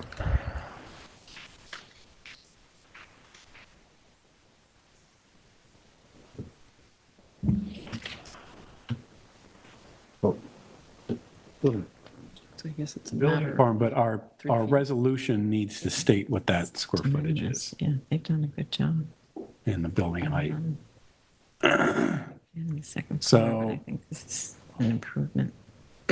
We can provide that because I see on page 13, we show the existing basement as 5,008. So, and we have some existing drawings you can see on page 12 that shows the existing first floor versus the Right. proposed. So I we'll be just able want to provide that. I just want to give you the opportunity to make sure that the number is correct, so when you go to the building department, it's going to have to match. Okay. So how do we handle this? Well, I think that they can just resubmit. We can approve it based on, a conditional approval, that. So have the planning board approval that shows all the stuff on it. Right. So we can make Okay. that's an administrative amendment that we can handle, so that the next meeting we can pass, we can have a properly worded resolution. So it'll be in the resolution, they don't need to come back, so. Yeah, no, they shouldn't. I think right, David, we can approve this with that condition that those figures are submitted, so they're. Can I clarify, you're asking for what's the proposed GFA or the existing building GFA? They want a stat sheet I that want, shows existing and proposed. on our resolution, it's going to have to state like proposed square footage, first floor, second floor, and building height. And Right. am I missing anything No, else? Those are the, And the materials, yeah. and we can state the materials, Right. but it's kind of as No, but that's depicted right, here. you're right, yeah. I can tell you most of that right now. We do have that. I don't know if it was on the. Okay, but Are you sure this is the exact? Oh, yeah, number? no, this is the proposed square footage. The first floor is 6,881 square feet. And that's not all retail space because about 275 square feet are for the lobby that takes you upstairs, the stairs and elevators. Just need the But GFA the first floor, numbers. 6,881. The second floor for the office alone is 3,200 square feet. I don't have square footage of the apartments, but they're each about 715 square feet. We need an exact. We need that, we'll need that Okay, exact so number. you want, so that will have to And get, it has to be the GFA number, not like, it's got to be what you're Yeah. going to file with the building. yeah, department. those are GFA numbers. Yeah, we just So we'll want, give you a total on the second yeah, floor. no, that's right. And you can submit that, well, I'd like to hear from Chip. What's your sense? I think you've come a tremendous long way. I love kind of what you've done. I think in the beginning, I told you I want it to look more like Williamsburg, and it does look more like Williamsburg. My main concern is with buildings like this on the second floor, you have 6/6 windows. Are they going to be grill windows or true divided lights? I have an owner that is dying to get an approval. You tell me, sir, what you prefer. Well, my fear is that those, happen. I'd love to have true divided lights because often the grills pop out and then we're looking at 1/1, and that's going to lessen the appeal of this building. That's a really good point. And that's my only comment. I applaud you for what you've done. I will make sure they are true divided lights on floor 2. Yeah, because we'll have that, that'll be part of it too, I guess, part of the resolution, right? And paint colors and all the rest, so. Okay, well, I agree with my colleagues. I think you've done well. I tip my hat to you. It's been a long process. And I think we're at the end of the road now, and you've got your site plan approval. And I think this is the best we can do. And I think it looks nice. Thank you. Okay, you want to make a motion, Frank? Okay, I make a motion to approve this application as presented and which conforms to the planning board approval. On the condition. On the condition that square footage numbers will be provided. That true divided lights on this, there will be true divided lights on the second floor. And that the cap on the trash enclosure wall shall be similar to or match the color of the siding of the enclosure. Okay. Can I have a second, please? Second. All in favor? Aye. Okay. Aye. Voila. And just like that. Thanks so much. Thank you. Good luck to you. All credit in this goes to the board and to this gentleman. No, he's done a great job. It was really a pleasure working with you, Frankie. Thank you for, being so amenable. And thank you, the owner, for being willing to listen to us. Not everybody is, so. Okay, great. So next up, by now, Gardner's Marina, Suffolk County Tax Map number 300-93-1-8. Frank, this is you again. Okay. I see Mr. Mendelman and Mr. Bennett. Nice to see you, guys. gentlemen. How you doing? Good, thanks. Good. Okay, if you can bring up the photos, please, that I sent in. This is an application to construct a new building at Gardner's Marina in Springs that will replace a smaller building that exists there currently. This application is before us because it is a commercial structure. The site is just off, let's wait for this to come out, there we go. The site is just off 3 Mile Harbor Road in Springs, just past the town docks at the farthest end of 3 Mile Harbor. The site is most visible from the water and from some houses across the marina on Northwest Woods side of the harbor. It is also somewhat visible from 3 Mile Harbor Road. This application is to demolish an existing 600 square foot, one-story clubhouse. Let's keep going on the photos.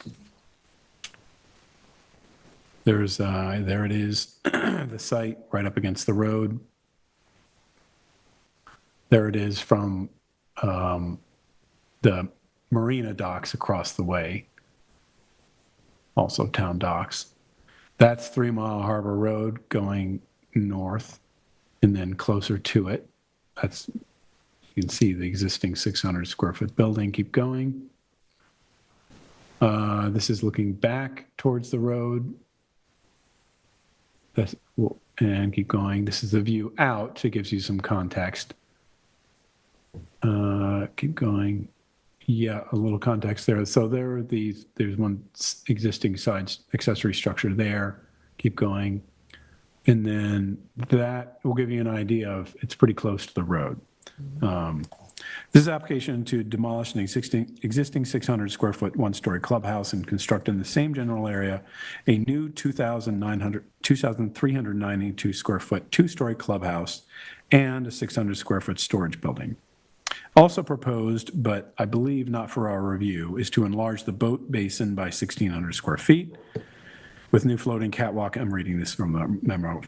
Floating catwalk and finger piers, conducting dredging adjacent to the bulkhead, and to reconstruct and increase the elevation by 18 inches of 575 square linear feet of bulkhead on a parcel of land containing tidal wetlands and surface waters.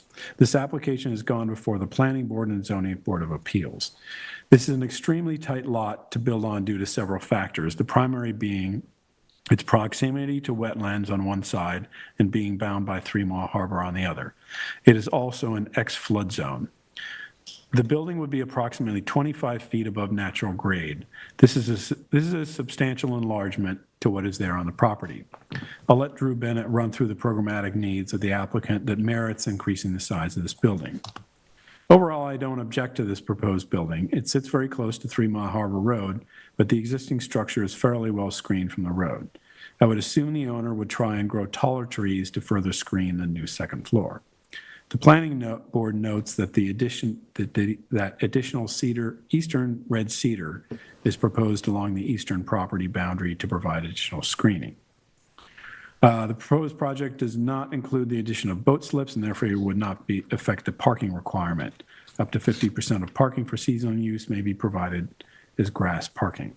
Now I'd like to have Drew Bennett and the owner come up and explain the project further. Okay. Hi, good evening, Chairwoman Cunningham and members of the board. My name is Mark Mendelman with Gardeners Marina and Seacoast Enterprises. I have a little bit of a presentation that has a lot of the same pictures that Frank took to walk through. The main reason that we started this whole process about a year ago was we have a failing bulkhead system inside the basin. So we redesigned the bulkhead to include a larger basin expansion as part of that bulkhead replacement, because that's the time to do it when you're replacing all that bulkhead. Being in site plan, the clubhouse was built back in the 50s. It is in very bad shape. There is no place for storage besides that little shed that's there. And that's the genesis of how we got here today. The bulkhead is our main focus, and we're really trying to do that this winter so that we don't have a spring full of repairs to an old creosote bulkhead. Another portion of it, the creosote, is the existing bulkhead that we want to replace, the old portion of it. Creosote, if you know, is not something that we want to have in the environment, so we're replacing it with all untreated materials.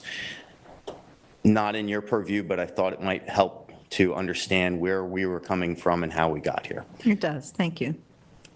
So next slide. Again, this is the picture from 3 Mile Harbor Road showing the existing cedar screening along 3 Mile Harbor Road that I actually planted back in 1998 myself. But it is proposed in the landscaping plan to have additional screening right next to where the sign is, because those trees are a little thin and lower than the rest of the run to the north. Next slide. Again, this is the same picture that you took from across the harbor, showing the clubhouse, the existing clubhouse that's there. Next slide. This is from the north side, looking back at the clubhouse location, showing those 20 to 25-foot existing cedars that are very well screening what's there and will screen the proposed clubhouse. Next slide, please. This is the west elevation of the proposed clubhouse. The roof shingles. This is the pewter gray roof shingle that we're proposing. Hardy shingle in cobblestone that we're proposing with white Versatex trim all around. The first floor of this structure contains 4 bathrooms, one of which is ADA accessible. You can see the ramp on this west elevation that connects to the ADA parking spot. That's right next to the clubhouse on the site plan. We have ADA access from both the east, on both the east and the west sides. The first floor also contains a little lounge area, a laundry area, and a little place to prepare microwaved food and a coffee. The second floor area is meant to be our space for our dock master and our dock hands to have a place that's conditioned and has a view of the operations taking place in the Marina Basin. The roof height is 25'3" above grade, which is far below what is required. Next slide, please. This is the south elevation.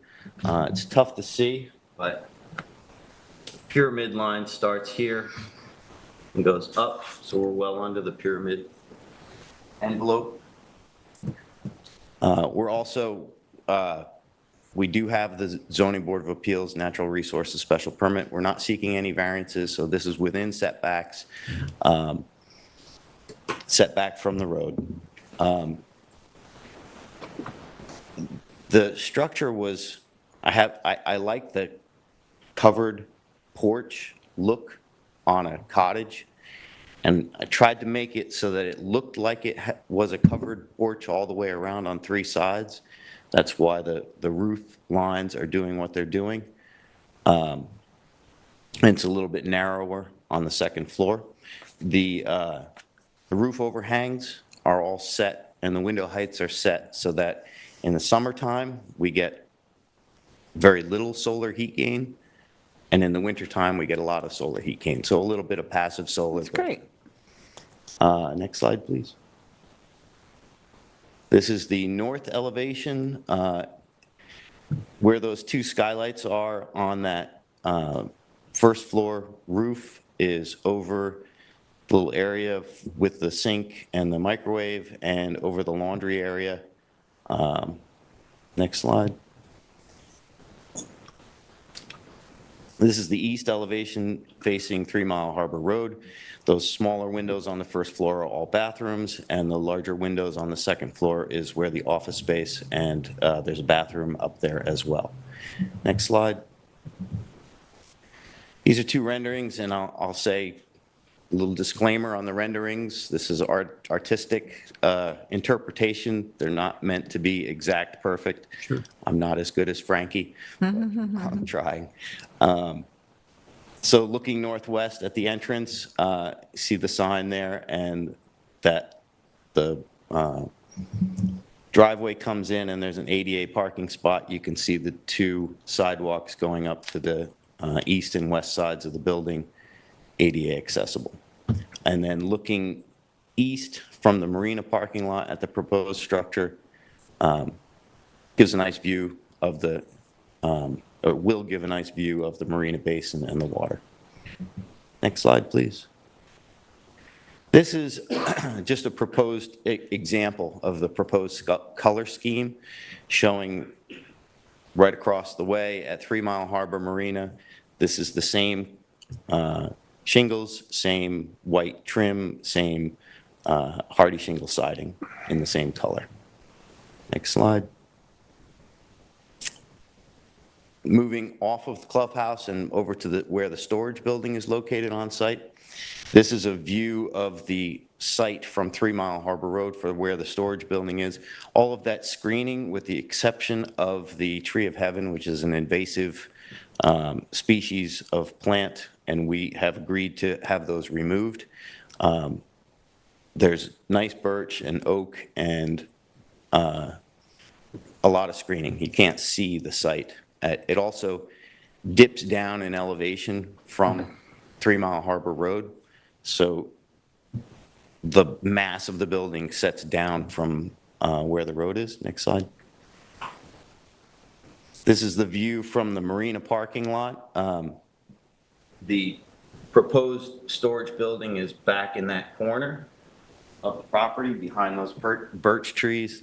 All that deciduous woodland is going to remain. So it won't be that visible from the marina parking lot or the road. Next slide, please. This is the proposed storage building north and south elevations. The same shingles on the roof. These drawings were done before we discovered hardy shingle, and this is the Maybach gray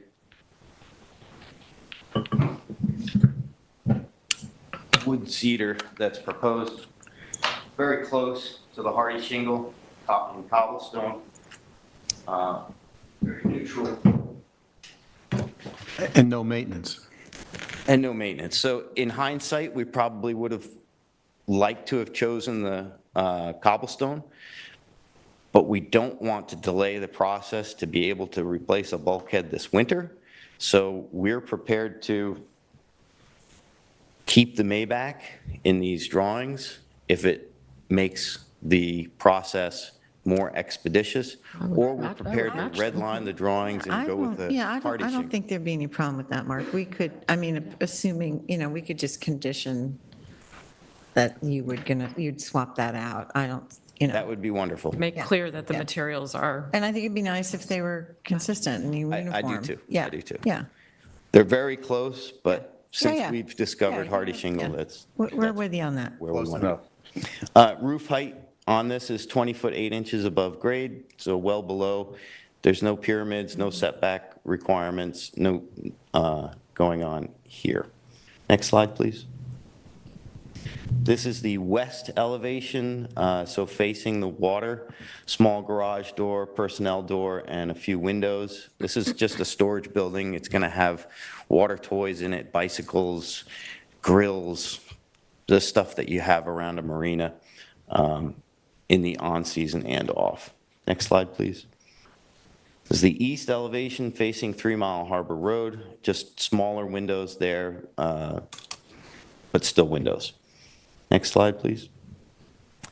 These are two renderings of the proposed storage building, looking at it from the east, where you would park your car in the grass parking area, and then looking northwest, you're really standing in the tree, in the forest, looking at this.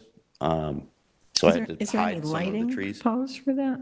There's a few small wall-mounted puck lights that are very low, Right. just to give a little bit of illumination when you're approaching a door. Right, 'cause But that's nothing one- up high, Yeah, nothing. but that's one thing we need to have a cut sheet on is the lighting fixture. That's all in the, Yeah, in the great. planning Yep. boards. And Oh, the okay. planning board has been to the public hearing. Right. There were no comments, Right. but we haven't received a public planning board The determination. wrap up, yeah, I understand how that works, yeah, but there, yeah, I get it. So are we kind of advising the planning board with comments? Is that where we are? You can approve. We're voting on No, I this. think we're actually voting on this, but it's my understanding that it was the planning board's direction that this was approved, because they had the public hearing, there were no comments, and all the issues were addressed, that they're just waiting to get back on the agenda to get the actual resolution. So I think we wouldn't be out of step tonight to approve it. We haven't been approving applications that require site plan approval first, because we don't want to preempt the planning board somehow, but, which is why Frank is asking that, I'm sure, just to Thank you, make sure. because I really don't understand the sequence of. Right. Well, planning has a broader purview than we do in terms of site plan, and they conduct a secret review. We don't do that. We are confined mainly to the architectural and lighting elements of the application. But when I was on the planning board, every now and then, someone would come in with an ARB approval, and we'd be like, it's hard to mitigate that once you have an approval from a different board. So that's been our policy, is to wait until the site plan approval is finalized. But I think in this instance, even though you don't have the paper in hand, I feel confident that we can, vote on this tonight if that's what the recommendation is. That would be wonderful. Yeah. And thank you for Sure. that. Any questions for Drew or I? I have a question, very minimal. The ramp that you're proposing, the ADA ramp, what material is that going to be? Did you The say? one on the deck? The one that goes from the ADA parking to the clubhouse? It's a lightweight asphalt. No, the railing, forgive me for being specific. There's a railing there, I think, no? Yes, Yes, on the ramp that goes correct. in the deck.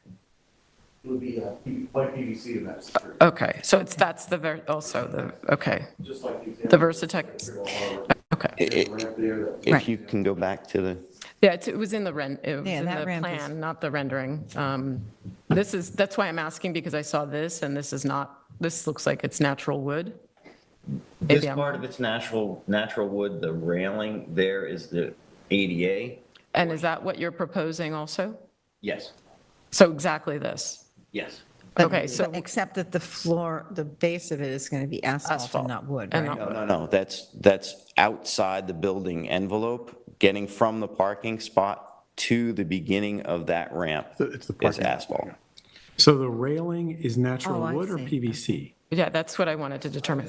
Okay, so it is natural wood? It's all natural wood. Okay, This is actually metal. The handrail? yes, Okay. okay. I just, Handrail. And It's the- just- to have all of okay, that. yeah, no, of Yeah. course, because we'll include that in the resolution.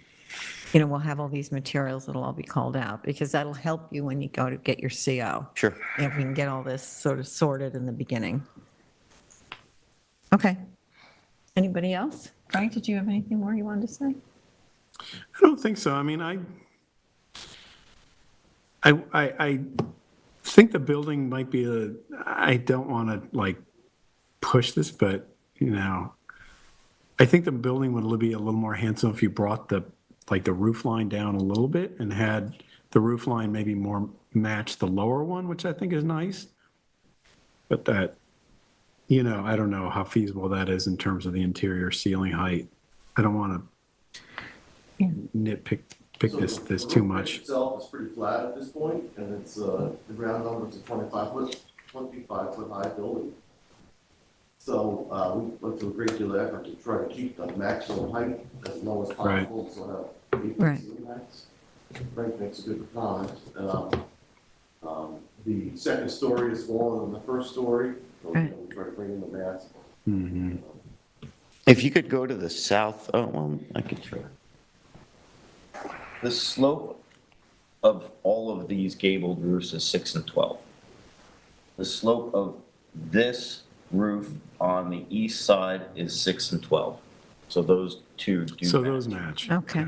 These, since they go out further Further. on, Right. over the deck, Right. is a 3 and 12. Ah, okay. So I thought the 3 and the 6 worked well together, since And I wouldn't make this a condition of approval. I'd like to see a little tighter, just like a roof fascia.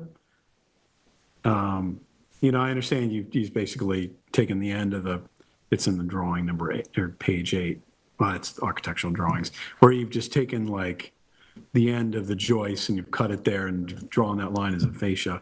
I think the roof might appear a little lighter if you could bring that fascia down a little bit, just make it a little tighter. Good idea. Sorry, this is on the clubhouse or the storage building? Yeah, it's just the white band underneath the roof. I'm saying could be, construction-wise, could be brought down a little bit. It'll make the roof appear to float a little bit more. Right. I'd be comfortable with that.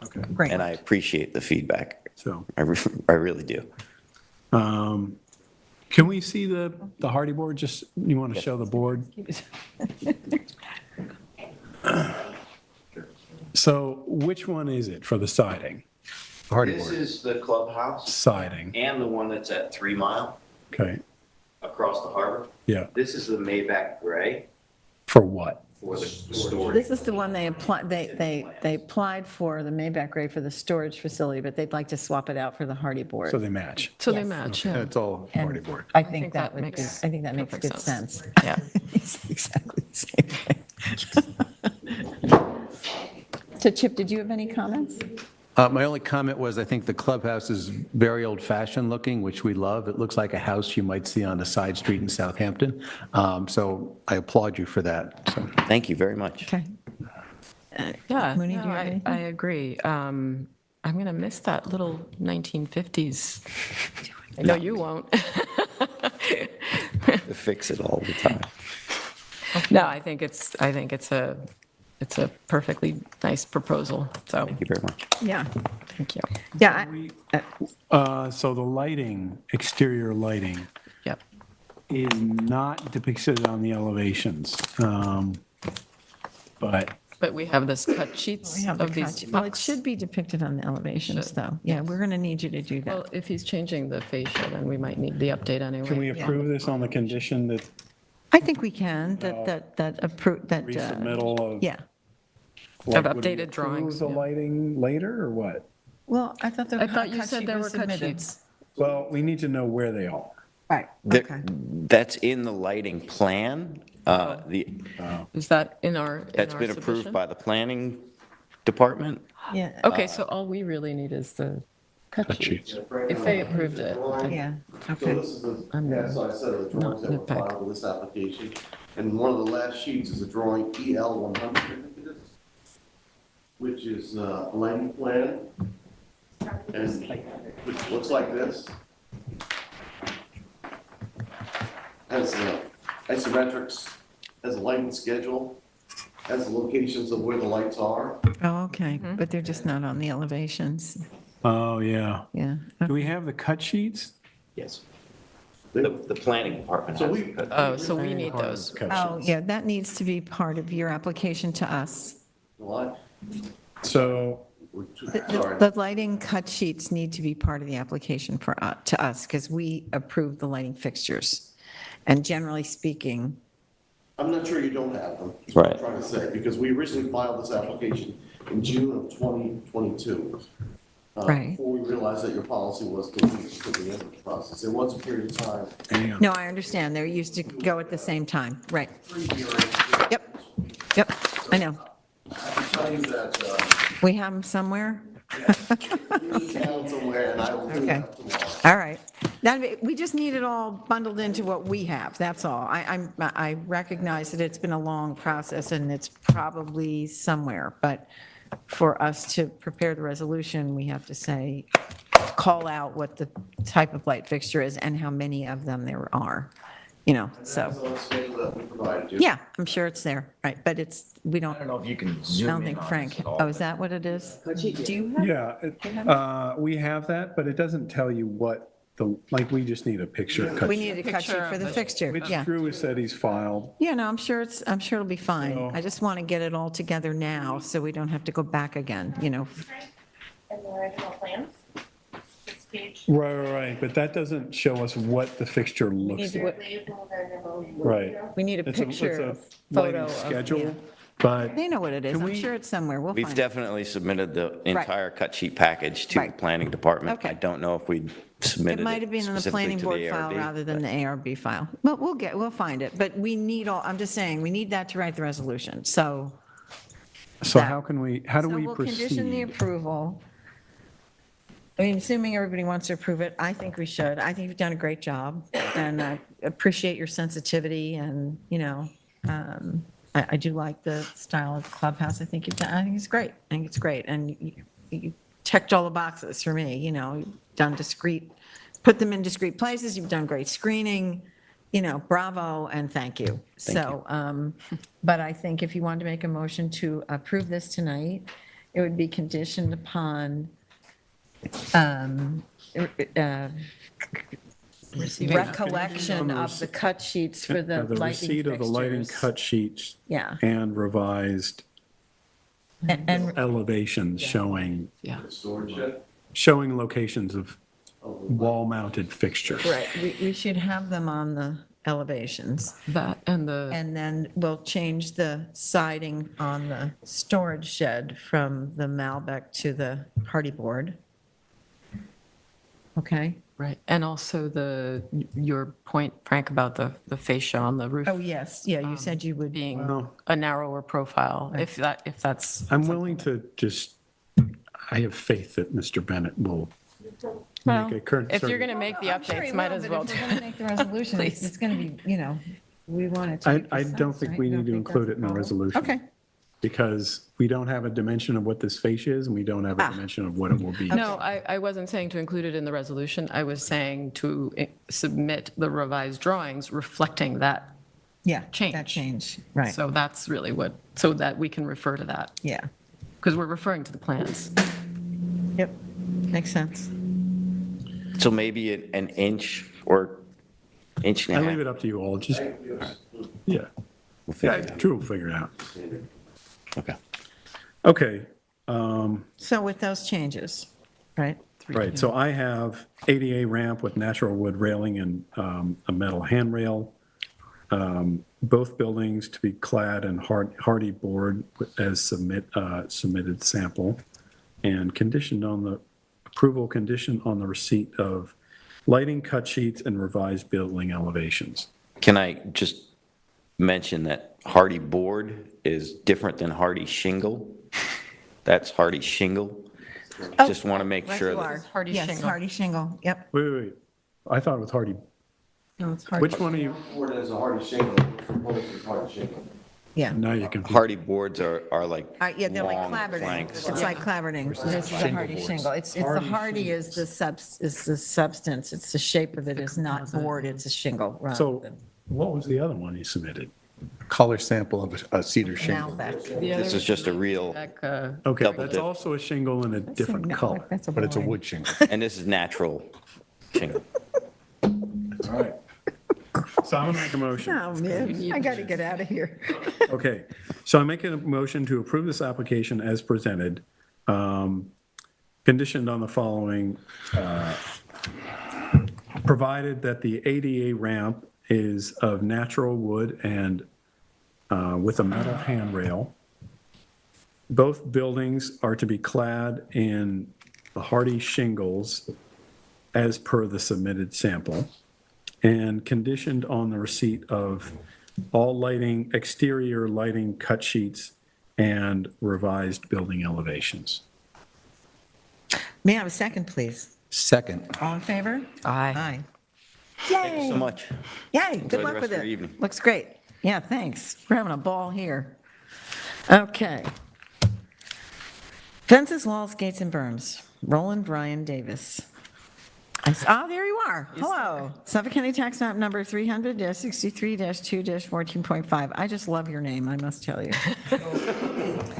Okay, so Esperanza, this is yours. Yes, welcome back, and hopefully this will be your last appearance. The last time that you came before us, you prepared really very good submissions, thank you. The only question that remained was the opacity of the service gate, and you have submitted this revised drawing indicating that there's more transparency to it, and so we can review that. The only other request that we had made in August was, end of August, was that there was the need for an updated survey because of the driveway? Correct, yeah, so this driveway still has to be done, so once this is finished, they'll start clearing that out, so that should be in a couple of weeks. So once that's done, I can call them in to redo the survey, and I can send that back over. Understood. So it wasn't something that you could put a survey with a proposed depiction of the. Well, it's in the original survey that I submitted that has. It does have yeah, it, there's but like it was 17 still points. encroaching a little bit, I think? Yeah, like by 17 feet. Okay. Not even. Okay. So yeah, so actually the proposed driveway where it's supposed to be is in there versus where it's encroaching at the moment.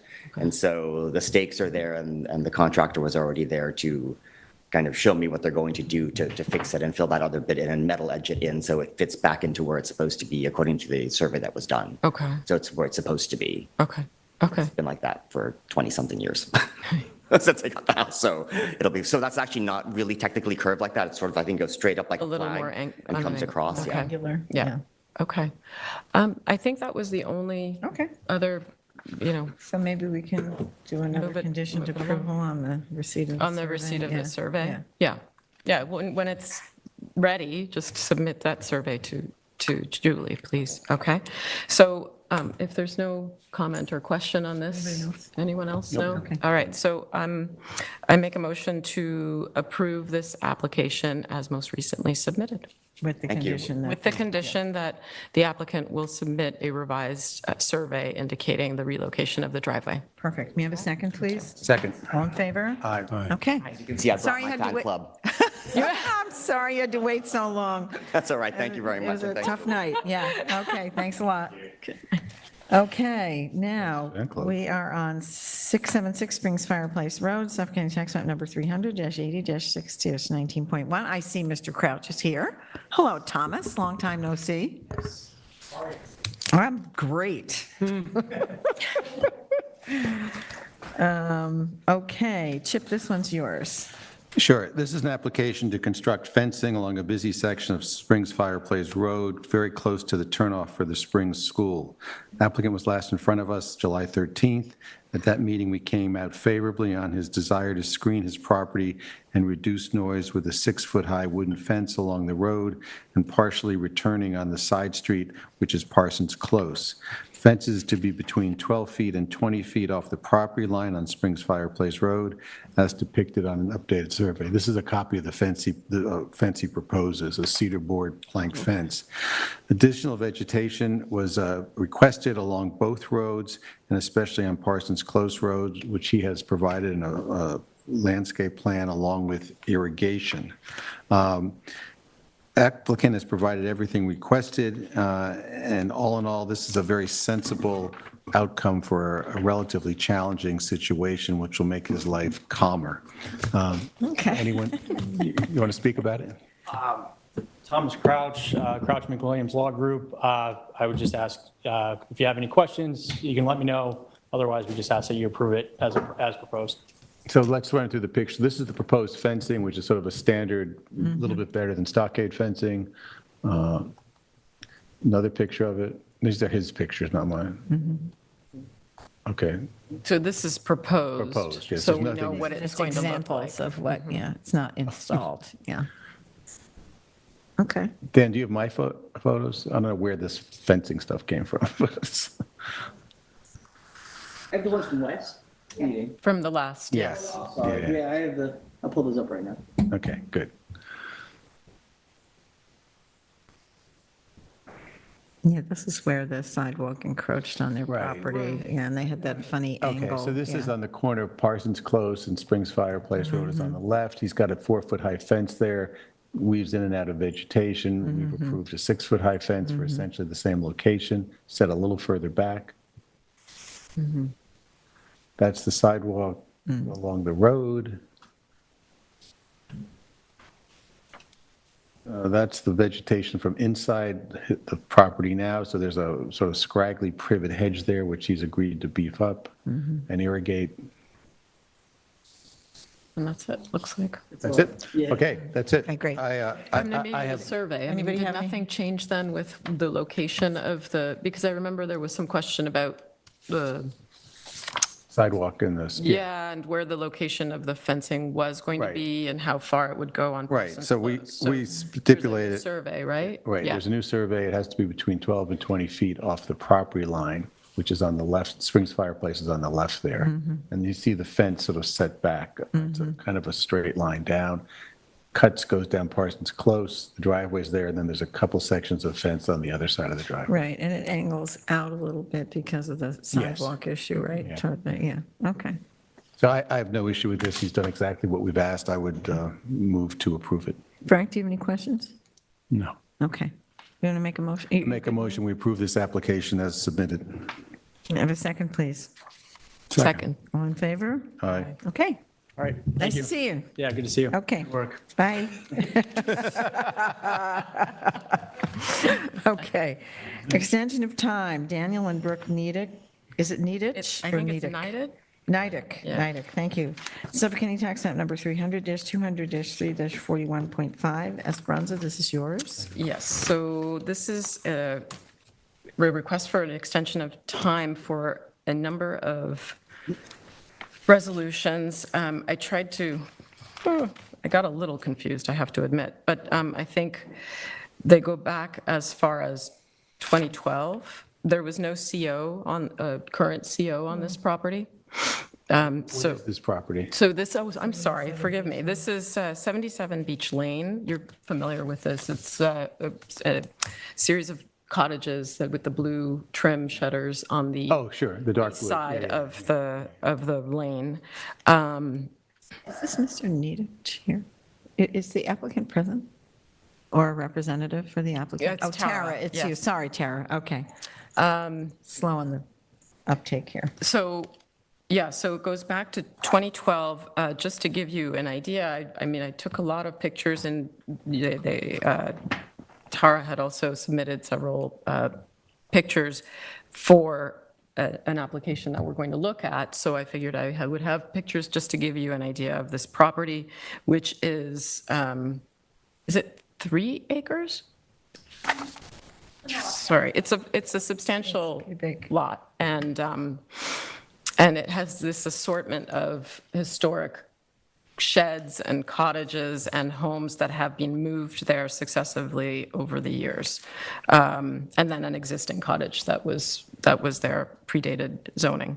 Is that correct? Yeah, okay.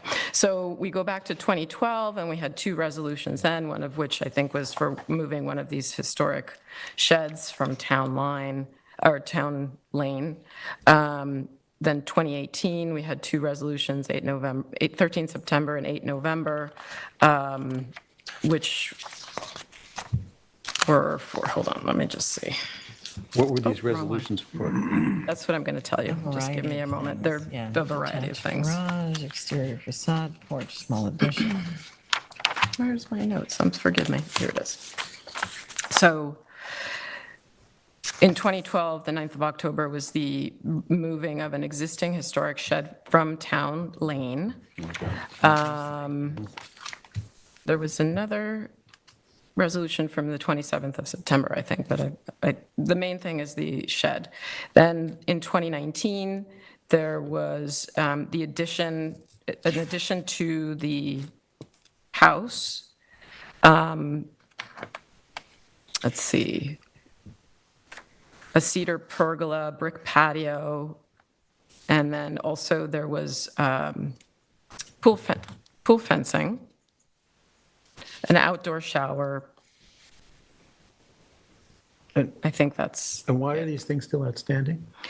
Well, it seems that the owner didn't realize, in other words, the agent at the time, the builder, whoever it was, never closed out these COs. To get COs on any of these projects? Right. That go back 12 years? Yes, so they paid Okay. substantial amounts of money to have the extensions of time. Okay. And now they want another extension of time? No, this is. Well, they have to get an extension of time so we can consider the new application. Right, they have to close out this, they have to close these out.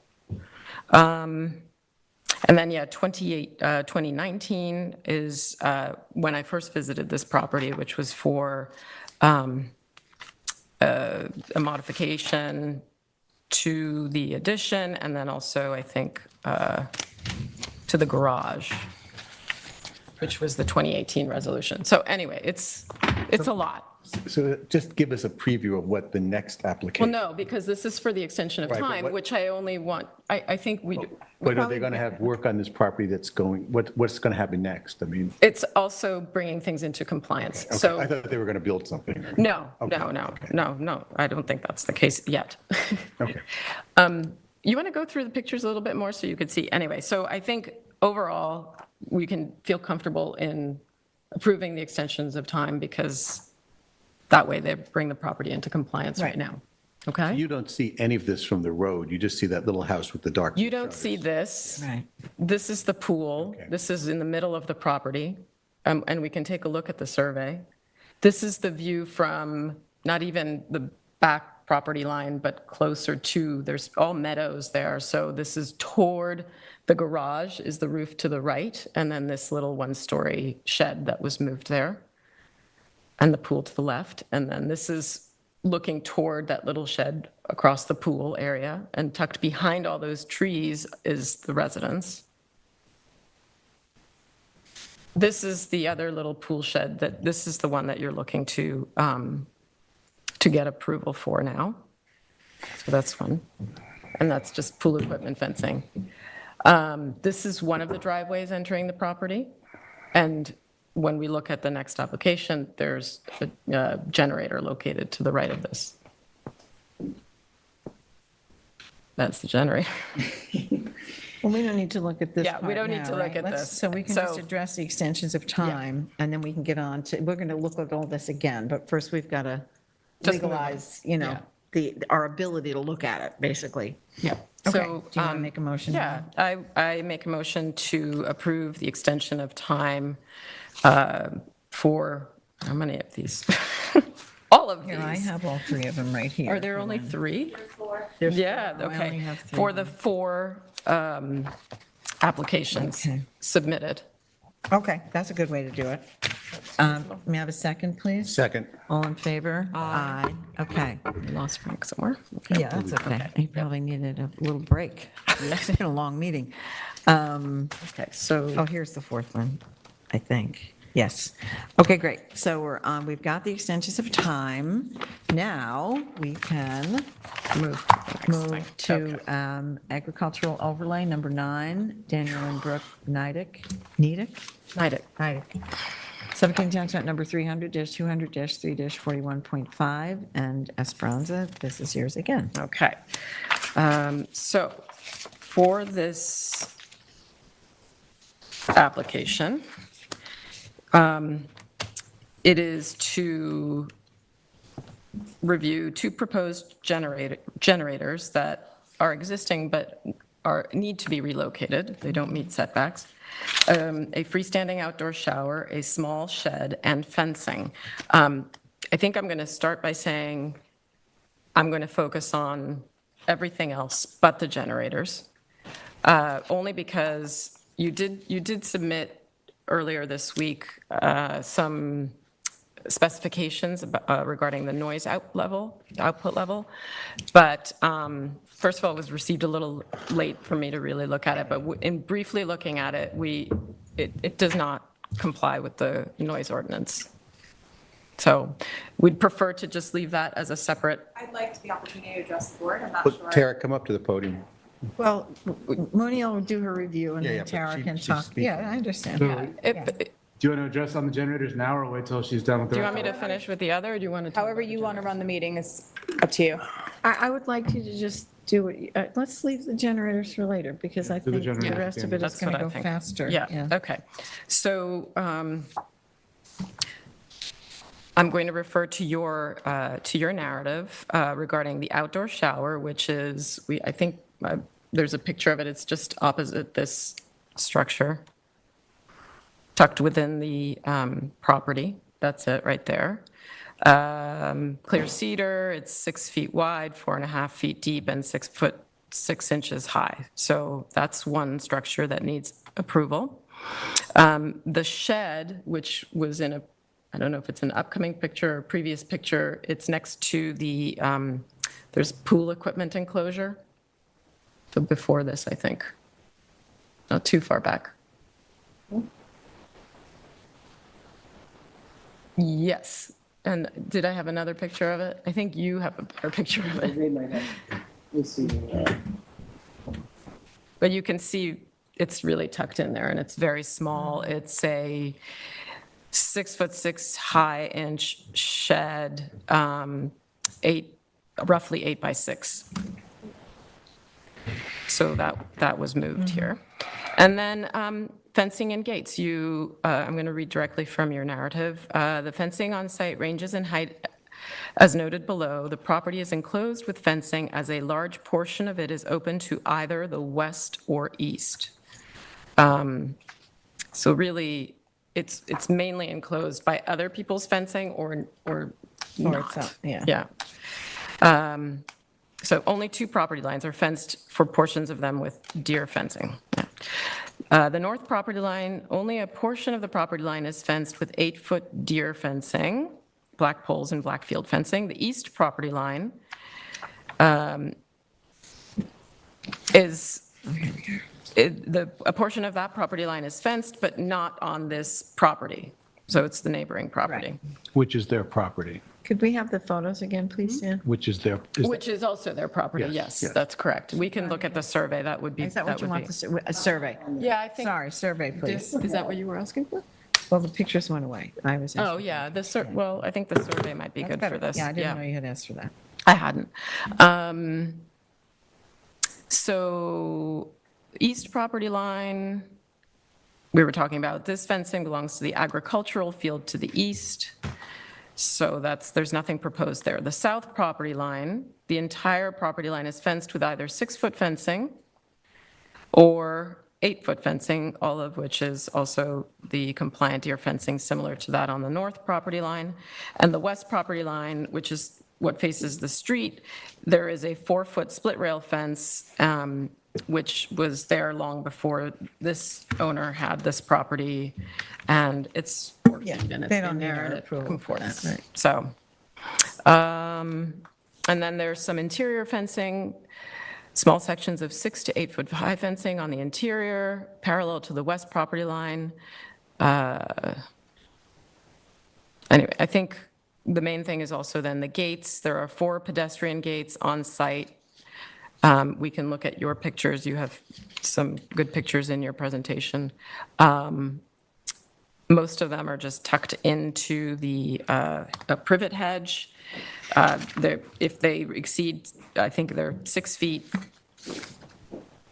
just roughly 6 feet, not much more, and others are roughly 4 feet. So that's the taller one. But these are all really far within the property, and there's only one that you can actually see from the road, which is this one. You can hardly see that.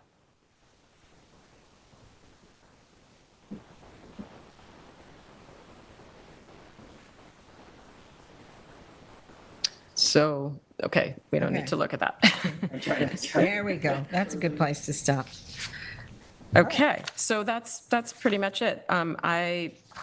So removing the generators from the scope of this application, I don't see any real issues with this submission.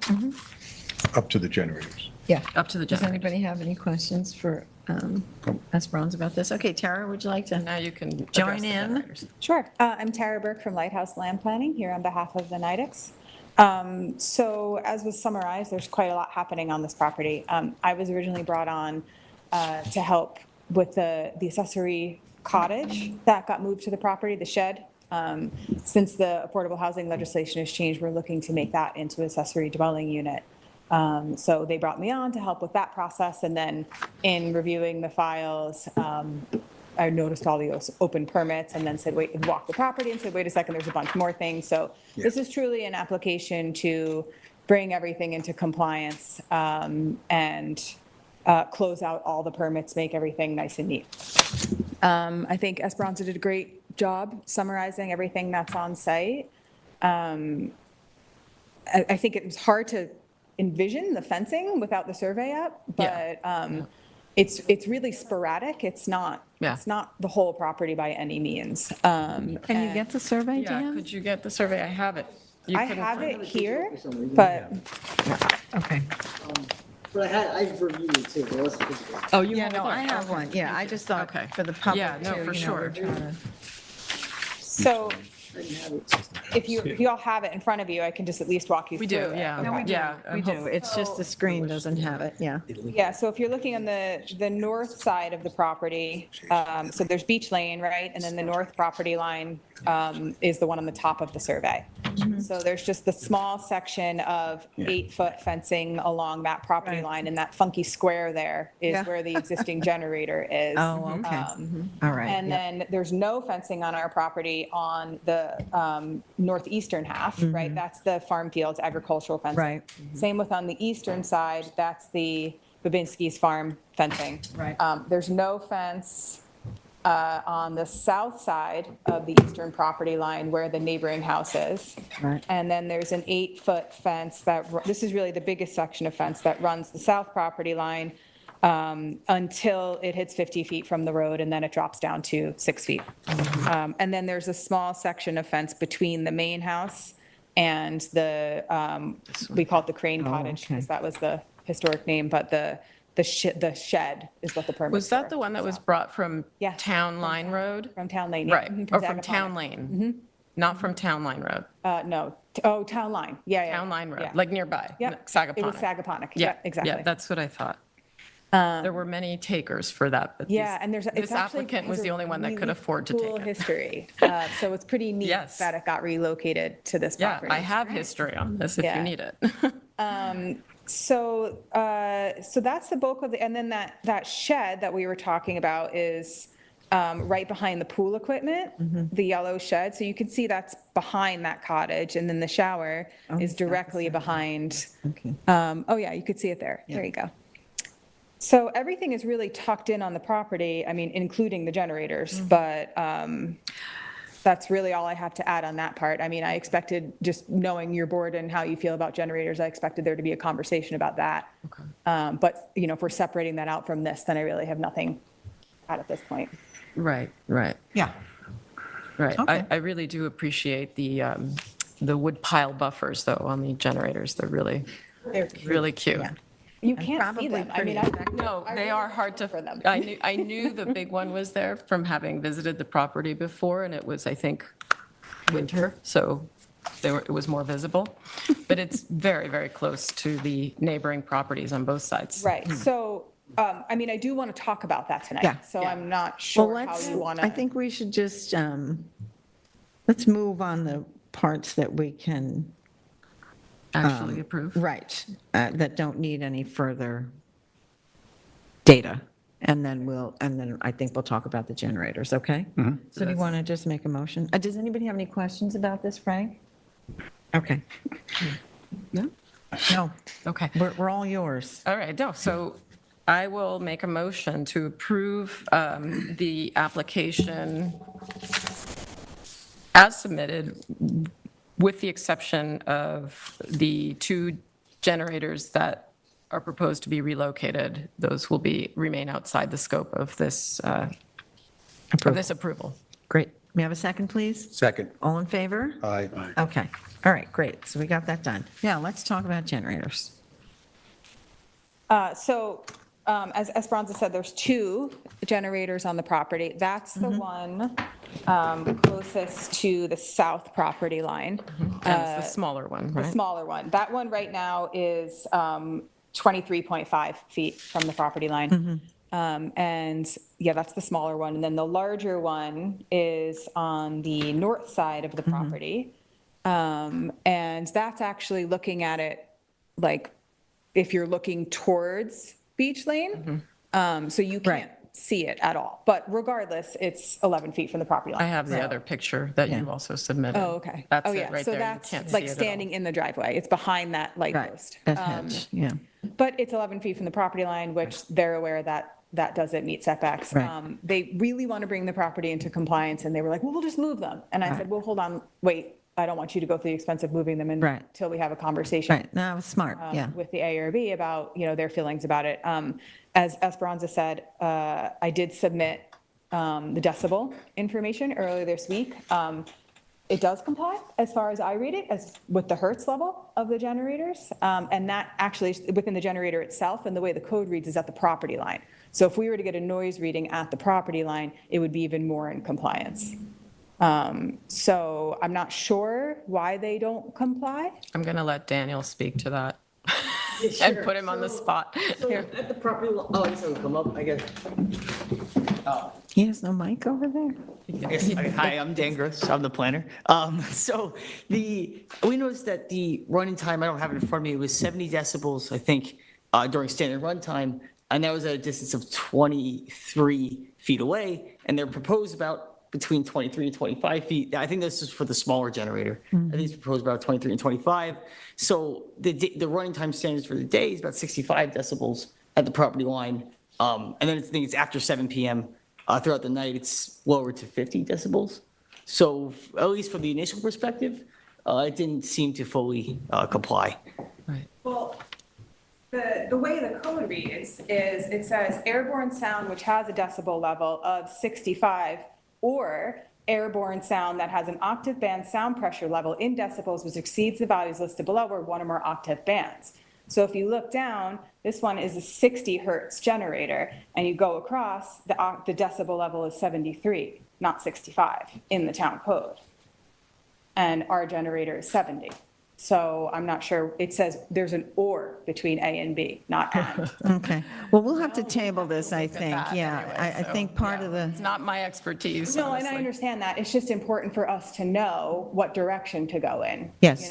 So, well, we'll, I think that you'd be better served if you could put that in writing. it is. And It's in the record. so, well, I'm happy- but we only Is that what received you it on submitted on Tuesday, Tuesday? right? Yeah, that was too late for us to really consider for I this haven't seen that, meeting. I haven't seen it, or looked Yeah. at it. I'm happy to pay attention to it after this meeting and try to get back to you Yeah. expeditiously. But right now, the way that the board has been doing it is they've been going with the strict, I think, 50, and then what is the nighttime? 65. 65? Yeah. But there's an or. So I under, words are doing it versus what the code says, I think. well, Yeah, right. Okay, well, let's look into it. you could look into that, and I don't know if that's necessarily the clear intent of the code and how it's interpreted and how it's been prosecuted in justice court for the noise reading, so,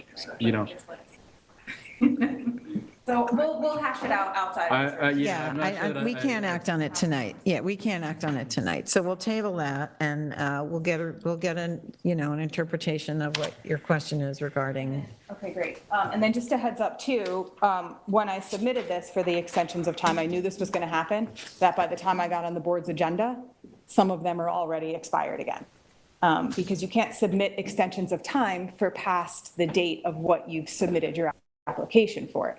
And they all expire on different dates, right? Because they're applications from different Yes. time periods. So one of them expires on October 9th, and another one expires on October 11th. It's now past that date. So, I think it goes with the approval. okay. Well, whatever it is, I'm probably going to have to come back to you for more extensions, just as we go through this process. Okay, can't I close understand, out yeah. Any of these permits if there's anything still open on the. I understand. Yeah, it's just an administrative Just rule. get caught in the. Yeah, okay. know? Well, we'll do what we can to accommodate you.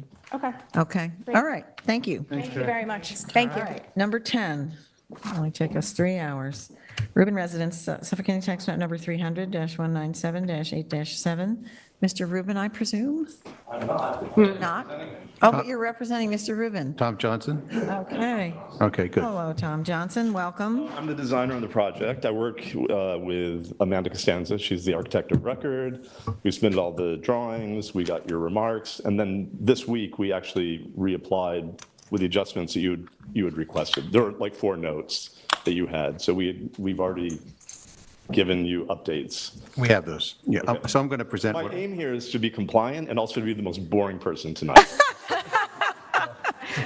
start there. We applaud that. Thank you. You're off to a humorous start. You have no I did get the competition. front row seat for this whole entertainment. I saw that, and That's I pretty was good. wondering where you fit in to the larger puzzle, so I had a good time. I'm glad to know Glad you it. did. Yeah, not my favorite meeting. Okay. your Okay, turn. so this is an application to build a 2,634 square foot barn-like residence on what appears to be the last Oh, empty yes, lot it's so in this 1985 packed-in subdivision off Sayers Path. Yes, you heard me right, a 2,634 square foot residence. The lot is open field directly on access with Beach Lane to the far south and is in an agricultural overlay district. There will also be a 20 by 40 foot pool in the backyard. This 2-bedroom, 2.5 bath, 1.5-story residence will use reclaimed antique lumber and barn framing. Exterior will be vertical cedar on a stone foundation. Roof will be red cedar shingles. The lot coverage is 1,892 square feet, where 4,224 is permitted. Total lot coverage is 5,465 square feet, where 10,560 square feet is permitted. Gross floor area is 2,634 square feet, where 3,712 square feet is permitted. Height of the building is 27 feet, where 32 feet is maximum. It's ironic to me that the last home to be constructed on an empty lot in this not well-designed subdivision is the most conforming to the spirit and mass and scale of the Osborne Farm Lane subdivision. Tom Johnson, if I've missed anything, I'd like you to take us through it. There's issues with pool fencing being 10 foot off the rear scenic easement, and those have been addressed by the applicant. Well, I love the fact, first of all, that we're in exactly what we're building. Like, this Oh, is yeah, pretty much interesting. this Right. is what we're doing. And actually, what we do is we number all the pieces of an antique barn, take it apart, and then reconstruct it. So you're actually getting the authentic barn. And then there's like a 2x6 building built around it. And I think you saw in the application, like I've done these, I became the barn guy. I did one for myself in 2005, and then people are like, oh, let's put it in a magazine. And, you know, everybody wanted one, so now I'm that guy. And as I said, when we submitted the application, our 100% goal was to be completely compliant. The setback for the fence was just a misunderstanding of. It's fine, it's not a big So we've deal. already resubmitted that. You'd requested that you wanted a copy of the scenic easement documents. I don't know if you got, I'm sure Amanda sent it to you, but here's a paper copy. Want me to go through your other questions? I have, okay, never mind. Does not comply, we just talked about that.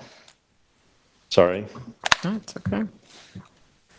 I guess that was really the main one. Why don't you take us through? Oh, I'm sorry? Go on. The lighting is all like nighttime lighting. There's no lighting other than the lights that are attached to the house that are all under eaves. There's no like parking lighting or path lighting. That was one of your questions. Right. And let's see, what else is there? I think Well, maybe just take us through, walk around the design of the building. right. So that's the front, I guess, right? Did you do the hand drawings? I'm sorry? Did you do the hand sketches, the rendering? Yeah. Do the hand? Well, the reason is because I started doing computer-generated drawings for clients, and then they get so fixated on the stupidest thing, like, but the floor color's the wrong, or whatever. And so I said, never again. So I only do hand sketches now. But anyway, so basically, this is the street side. If in order for it to look like a barn, you want to have the fewest amount of windows possible. That one window on the main part of the barn is actually into the guest toilet. And then you can see the basement level, we're putting sort of like this window well. That's a steep window well that's all just going to be landscaped, and there's going to be a stone wall. And so when you're down, that's the son's bedroom. So when he looks out, he can get sunshine and There's one bedroom on the basement, there's one bedroom on the first floor, and then there's a loft that's partially open on the second floor. It's completely open, and that is the client's office. So he owns the house next door, which is kind of like a 1990s farmhouse, and his idea was, let's do a barn. Like it's kind of like his man cave. So he just wants to have the place where he can go when his family is all using the main house, and he can go hang out He's to there. the left or the right? To the right. Right, we've looked at. Love that. That's sort of like a horrible Yeah, barn. yeah, no, that one's all the colors. This, I blame all of them this for that, by house the way. on the right is lovely. We've Yeah. been there. So the most interesting thing to me is you've used these vertical inclined ramps, dirt ramps, to go from the ground level up to the door to the. Well, so these are called bank barns, and so you would go up a ramp into the second floor, you'd unload the hay, and these are all hay lofts, and then the animals would be in the basement level, and then all winter long you just drop the hay down, and so that's why they were always on hills. And you can see in East Hampton, we don't really have a hill. So we're kind of like giving it a little bit of a slope. If you, like further in the documents, there's a photograph of my first house that I built that shows you kind of exactly the flavor of what we're doing here. But So does that mean, you can go back to that one. The back of the house is really where we're doing all the windows. It's facing the ocean. The big windows on the left. Like imagine this is the room and we're looking at the ocean. So one wall is going to look out from over the kitchen cabinets, and in the center it looks very similar to this. Then that's his office above and bedroom below. so this is facing the That's agricultural. a southern exposure. That's facing Yeah. Beach Lane, yes. And it's actually a beautiful site because if you look out across the street, that's also somebody's kind of farmette. Yes. It's almost like a kitchen garden or Yes. something. So it's really a nice, it feels very appropriate in a way. I guess keep going. Yeah. We designed it so it fit into all your pyramid things, setbacks. It's all vertical cedar siding. Normally, I would do something that, like, remember Cabot's oil that no longer is available? So either that or some kind of putty kind of stain, like very extremely neutral. The windows in my opinion, don't need mullions and things. It's a barn. It's just like big open spaces, exactly like what we're looking at right here. There's no fireplace. Sorry, what's the color of the window frames? It's that same putty color. Okay. Yeah. These will probably be either Marvin or Pella, or, I mean, sure, we'll do the cost analysis here. This is showing you that they really want to have sort of like a maintenance-free, no-nonsense landscape. So it's basically all lawn, and then the lime green areas, those are native meadows. So we're going to plant actually like what you have out here. Oh, that's We're great. going to put a lot of meadows so they don't have to do a lot of lawn mowing. Just a few bushes and trees. The hedge is all existing. That's on the east side, and then on the lower side, that's the west side, we're adding a privet hedge, so that separates the parking of the existing house from this porch, this kitchen porch. And the way that I do a lot of landscapes with pools, and what I do is I actually bury the pool fence inside of an evergreen hedge. So it's just like a black metal, and there are pictures later on if we get to the end. And then when you build the gate is a beautiful gate, but then you don't see all the ugly stuff. Yeah. You can see the machines around the, okay, keep going. Parking, they just said they only needed like 2 or 3 cars because this is associated with the house next door. Very flat. I'm curious because it is associated with the house next door, why there's a need for another pool. They're taking that pool out. Oh. That pool, that house is a very unfortunate house. Well. So if you took that pool away and that pool fence, then you're now looking out onto the easement. But right now you're looking through 2 pool fences and a sort of an ill-placed pool. Yeah, that's the only so part. The owner, he's the one he said, I want to get rid of that pool and I'm going to put it Okay. We visited the house next door. It was one of my Yeah, applications. I've been there, yeah. So this top left-hand corner, that's the first house I built. And that shows you sort of like exactly the flavor of what we're building, right? Where it's the vertical siding, the stone. You see how the lower level, that's actually like a basement window there. You can see with stone around it. That middle picture is actually the living room inside of that house. So that was poor me, had to live there. Then the next one is another house I did for a client. We used natural wood on the inside instead of the white. So anyway, just so you know, it's kind of the flavor of what we're doing. And then at the bottom, we actually have 4 different kinds of fencing going on here. Along the front of where the road is, if you're looking at the house to the left, sort of the barn house on the corner, they already have a split rail fence. So my idea is let's just kind of continue a split rail fence. They don't really want to do a privet or anything like that. They feel like they have enough privacy. The second picture you see, which is another fence I did at a client's house, is hiding a machine. So really that's just off to one side of the building. If you go back to the plan, you don't have to, but it's just to hide the machines. They're all clustered in one area, so you don't see them from the road. The third picture, that diagonal white one, that's actually a pool fence. So inside of that 4-foot-tall boxwood is like a standard black steel fence that's completely hidden. And then that pool fence actually on the outside has a metal mesh, so it's unscalable. So it looks like there's nothing there. If you really zoom in on that, you can see there's metal mesh, like chicken wire, basically. I see, yeah. And it has all the compliant, New York State compliant hardware. Self-closing, opens out, all that kind of stuff. So how tall are these fences? I'm sorry? How tall are your fences here? Ooh, good question. I think the pool fence, the requirement is 48. But how about the other fences along the street? Well, if it's a split That's rail. a good question. I was going to just copy the split rail fence on the other house, and I think it was a 3-rail fence.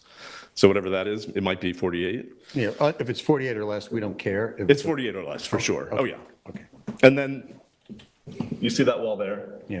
That's the one, that's the machine, hiding the machine space kind of thing. Then. And that one's also 4 feet, or is, yeah. Yep. Okay, then lighting. So I am Mr. Night Sky as well, so I completely sympathize with everything. And the hilarity is that you said that we had to specify that it's 3,000 Kelvin or less, and that is, I'm like the worst with my clients about that. I went into a restaurant one time I got to know the owners, and I came in with new light bulbs and took out all of their, like I physically replaced them. 5,000 Kelvin.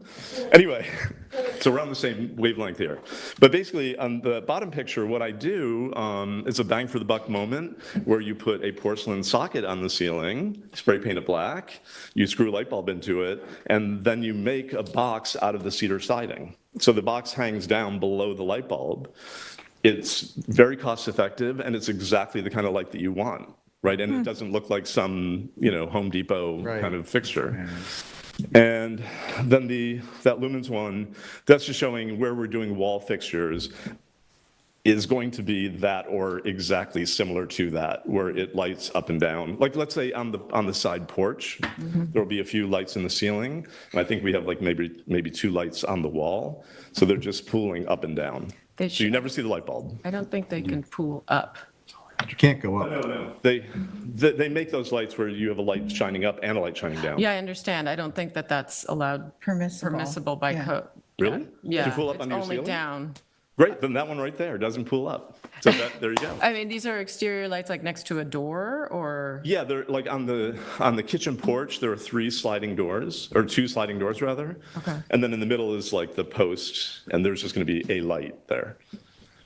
And they shine up into the sky or into like a covered area? You're in a porch that's the ceiling It's a covered porch, okay. 29 feet long Well, and 13 feet wide. I don't know if that's. So you're actually lighting the ceiling. Okay. I got you. That might be okay. That might be okay, yeah. I was It's pretty thinking. innocuous. Yeah. But we don't have to do that. Or we can do it, and if you don't like it, we'll spray paint it. I'm telling you, I'm here to be compliant. Like these are easy points. I think that's kind of the gist of it. Okay. All right. All right, does anybody have any questions for Chip or? Oh, I have a question for you. One of your questions for me, or comments, is about the removal of soil. Like, what do you do with the soil, like when you're digging the foundation in the pool? And so I talked to the contractor, and he said, oh, yeah, they just want to make sure that we're not carting it away. Right. And so my question to you is, are we just distributing it evenly on our property, or Fill the other pool. making, well, there's one way. Not with that good soil. good idea. Honey. Well, no, I mean, they're getting rid of the other pool so they can Well, we can. fill that hole with That's a great idea. But like, what do people normally do? Like, I don't, soil next door. are we doing like a little berm, or Like taking- just spreading it out where you don't really notice it? Is that how you normally? Kind of, yeah. Okay, then that's cool. Yeah, a berm would not be good, yeah. I'm not a berm guy, but I'm just wondering what your Yeah, you wanna know expectation what is. what the ordinary course is. Yes, it's usually If there's a standard, Yeah. because you specifically asked it, so I thought, oh, Right. you might have a preference. I think using it to fill in the other pool is a home run. Okay, well, we're going with that. I had a question regarding the idea of sort of the ramp going, and but that's not change, I know we're on a flat plane here, so you're not changing the topography in any way, speaking of fill. It's just, No, instead of having 2 steps up to your front porch, just a ramp. it's just Okay. a slope. I just wanna- It just gives the barn a it's barn authentic quality. experience. Okay. Yeah. Okay. Okay. Like, I was noticing this, so these were hay barns, and they bring the horse and buggy in here with the hay. And they tie the horse up, and you can see this is where the horse was chewing. Yeah. Horses love eating wood. It's like they're looking at that. That's how they brush their teeth. Okay. I had a question about the railings. So Say that again? the railings, can you explain them? So I see a picture here of some cable railings, but also they're like metal railing. Yeah. So the last railing, the metal one, that's the one, and I think I have a picture. On the far right. Go to like A3.3. Okay, so that's a house that I just, a lake house that I did. It's metal, it's not wire. Okay. It has a mahogany top, and it's all black so that when you're sitting there, you look right through it. That's simply just what would be on the building. So like, let's say at the porch, that kind of thing. Okay. Yeah, because that's a lot lighter than what's drawn in elevation appears to be. You mean my sketch? No, the architectural, not your drawing. That right there. Yeah, I mean, it's that's it. And then we were going to do It's some just kind of. that looked a little heavier than, I'm glad you Lower provided one, the yeah, photo. true, yeah. So, Place so you could see it. The other thing is, because we have the elevation drop from up here down to there, we're going to do a little railing there as well. Right. And I thought we'll probably do something similar. And so what I've done before is I've actually, instead of putting the flat top on, I put like a log on top of it, like round, like a tree. So there, like, there's going Rustic- to be some fun moments like Rustic that. touches, okay. Okay. And just the putty color, do we have a good idea of what that is? Because it Okay, looked fairly so light in if your you go picture. back to that picture of my house. That, yeah. There it is. So what that is the stain version of Cabot's bleaching oil. You can actually see the wood coming through. The wood grain. You see all the knots, you see all the, it's, Does that have a name? We need a color sample. you need an actual color? Yeah. Looks like it needed to put on the resolution that Yeah. you need this color. Yeah, you have to tell us what the color is called and what the product is. Sure, I'll call you. Okay. You can submit it shortly. Yeah, I mean, it feels like this is going well. We We are likely not- approve this with the condition that you would submit this information to It's not us. going to be black, I know I had to say it. Don't press your luck. Don't I love press your that, luck. I love that. Oh, my God. I know we're on TV, but I can tell you what the whole discussion between the 32 and 35 feet thing is, if you want to talk about this after. I know exactly what he's getting at. Good for you. where's I the saw barn you coming nodding. from? Being The reclaimed barn from? has already been disassembled. It's from the Finger Lakes region, which is where I live, of New York State. It's an old hay barn. And also, what we always use are hand-hewn barns. These are sawn. You see how these elements here are sawn, and they're smooth? And the ones that I always use are the ones that have actually been hand-chiseled. And all of the rafters are the original rafters. And so what you do is you build the deck, you build the foundation in the deck. And then my guys are going to come down and they're going to raise the barn. You'll all be invited. It takes maybe 3 or 4 days. And then you literally build a building around it. So you're kind of building from the rafters, building out. It's pretty awkward, but it works. Okay. I just wish that you were closer by. Exactly. Well, it's been fun watching all these people. Well, Thank you for being here. I'm glad that you found that Well, at least amusing. you found it. Anyone have any questions for? Yeah, does anybody have any questions, any further questions? Are you in good shape with this, Frank? How about you, Mooney? I think I don't have anything else. Okay, great. I'm So good. I make a motion to approve this application as submitted with the stipulation that Mr. Johnson will submit a color sample for the exterior of the structure. Okay, may I have a second, please? Second. All in favor? Aye. All right, Thank you so much. well done. Thank you. Martini time now? Like, Yeah. I drove all the way down here. We'll tell you where we're going. Julia, did you get Amanda emailed all these drawings, so the updated version? Yes. Okay, Yes. so I'm just, We got it. okay, all right, thank you so much. Thank you. Have a good evening. Good luck with your project. Okay, so we have a little complication here with our resolutions because we don't have a quorum of signatures on some of these because two of us were absent for the meeting, so we can't sign them. Okay. And Diane needs to sign a couple of these to make them, to validate them. Is that legitimate? I don't know. Let me check with the lawyer first, okay? That's a nice offer, but let's make sure that's legit. I'm not sure it is. What should we do? It's not. Okay. I'm not, I'd have to look into that. I mean. Yeah. Okay, so we'll hold it.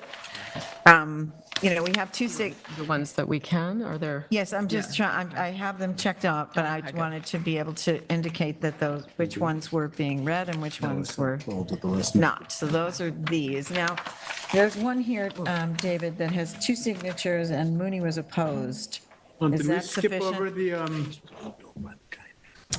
Yeah, that's been withdrawn. Yes, I'm sorry, I should have read it into the record. Issuance of certificate of occupancy, 5 Route Highway Owner LLC, Suffolk County Tax Map Number 300-200-2-48.4 has been withdrawn by the applicant. So the resolutions, so my question is on this resolution for GZMDW LLC, Mooney opposed it. I wasn't here. Diane's not here to sign it, and only Chip and Frank have signed it. Is that sufficient? Can we get Diane to sign it when she returns? I'm asking David, you thanks. can have Diane sign it when she returns, I think. Okay, great. She's already returned. All right, that's good. All right, so that can just, so I can read it into the record? Sure, whatever you prefer. I just want to make sure I'm following the right protocol. I don't know what it is. It's the first time this has ever happened, so. So I should just read all of them into the Yeah, record? it All right. wasn't something that we brought up during the pre-meeting, so I don't Okay. have an answer for you right now. Got it. That's fine. Okay, so the resolutions that we're signing tonight, or Diane may sign once we have her again. Wayne Scott Colors / Jane Loader, EOT, Suffolk County Tax Map Number 300-202-1-5, Driftwood Lobby, EOT, Suffolk County Tax Map Number 300-110-1-13, Driftwood Lobby Modification, Suffolk County Tax Map Number 300-110-1-13, Ross School, Suffolk County Tax Map Number 300-156-1-9.2, Valerie and Todd Street, Suffolk County Tax Map Number 300-170-1-22.13, GZMDW LLC, Suffolk County Tax Map Number 300-189-6-8.3, and View 49 LLC, Suffolk County Tax Map Number 300-196-1-21. Okay, and with that, I want to thank you, all our board members, each of you, for toiling through this really difficult meeting and working so hard. And David, our counsel, and Dan and Julie, thank you very much. I entertain a motion to adjourn. I second that motion. I make the motion. When I entertain it, that means someone has to make it. I make the motion to close the meeting. Okay. I second it. All right, that's carried. Thank you all. All right, thank you.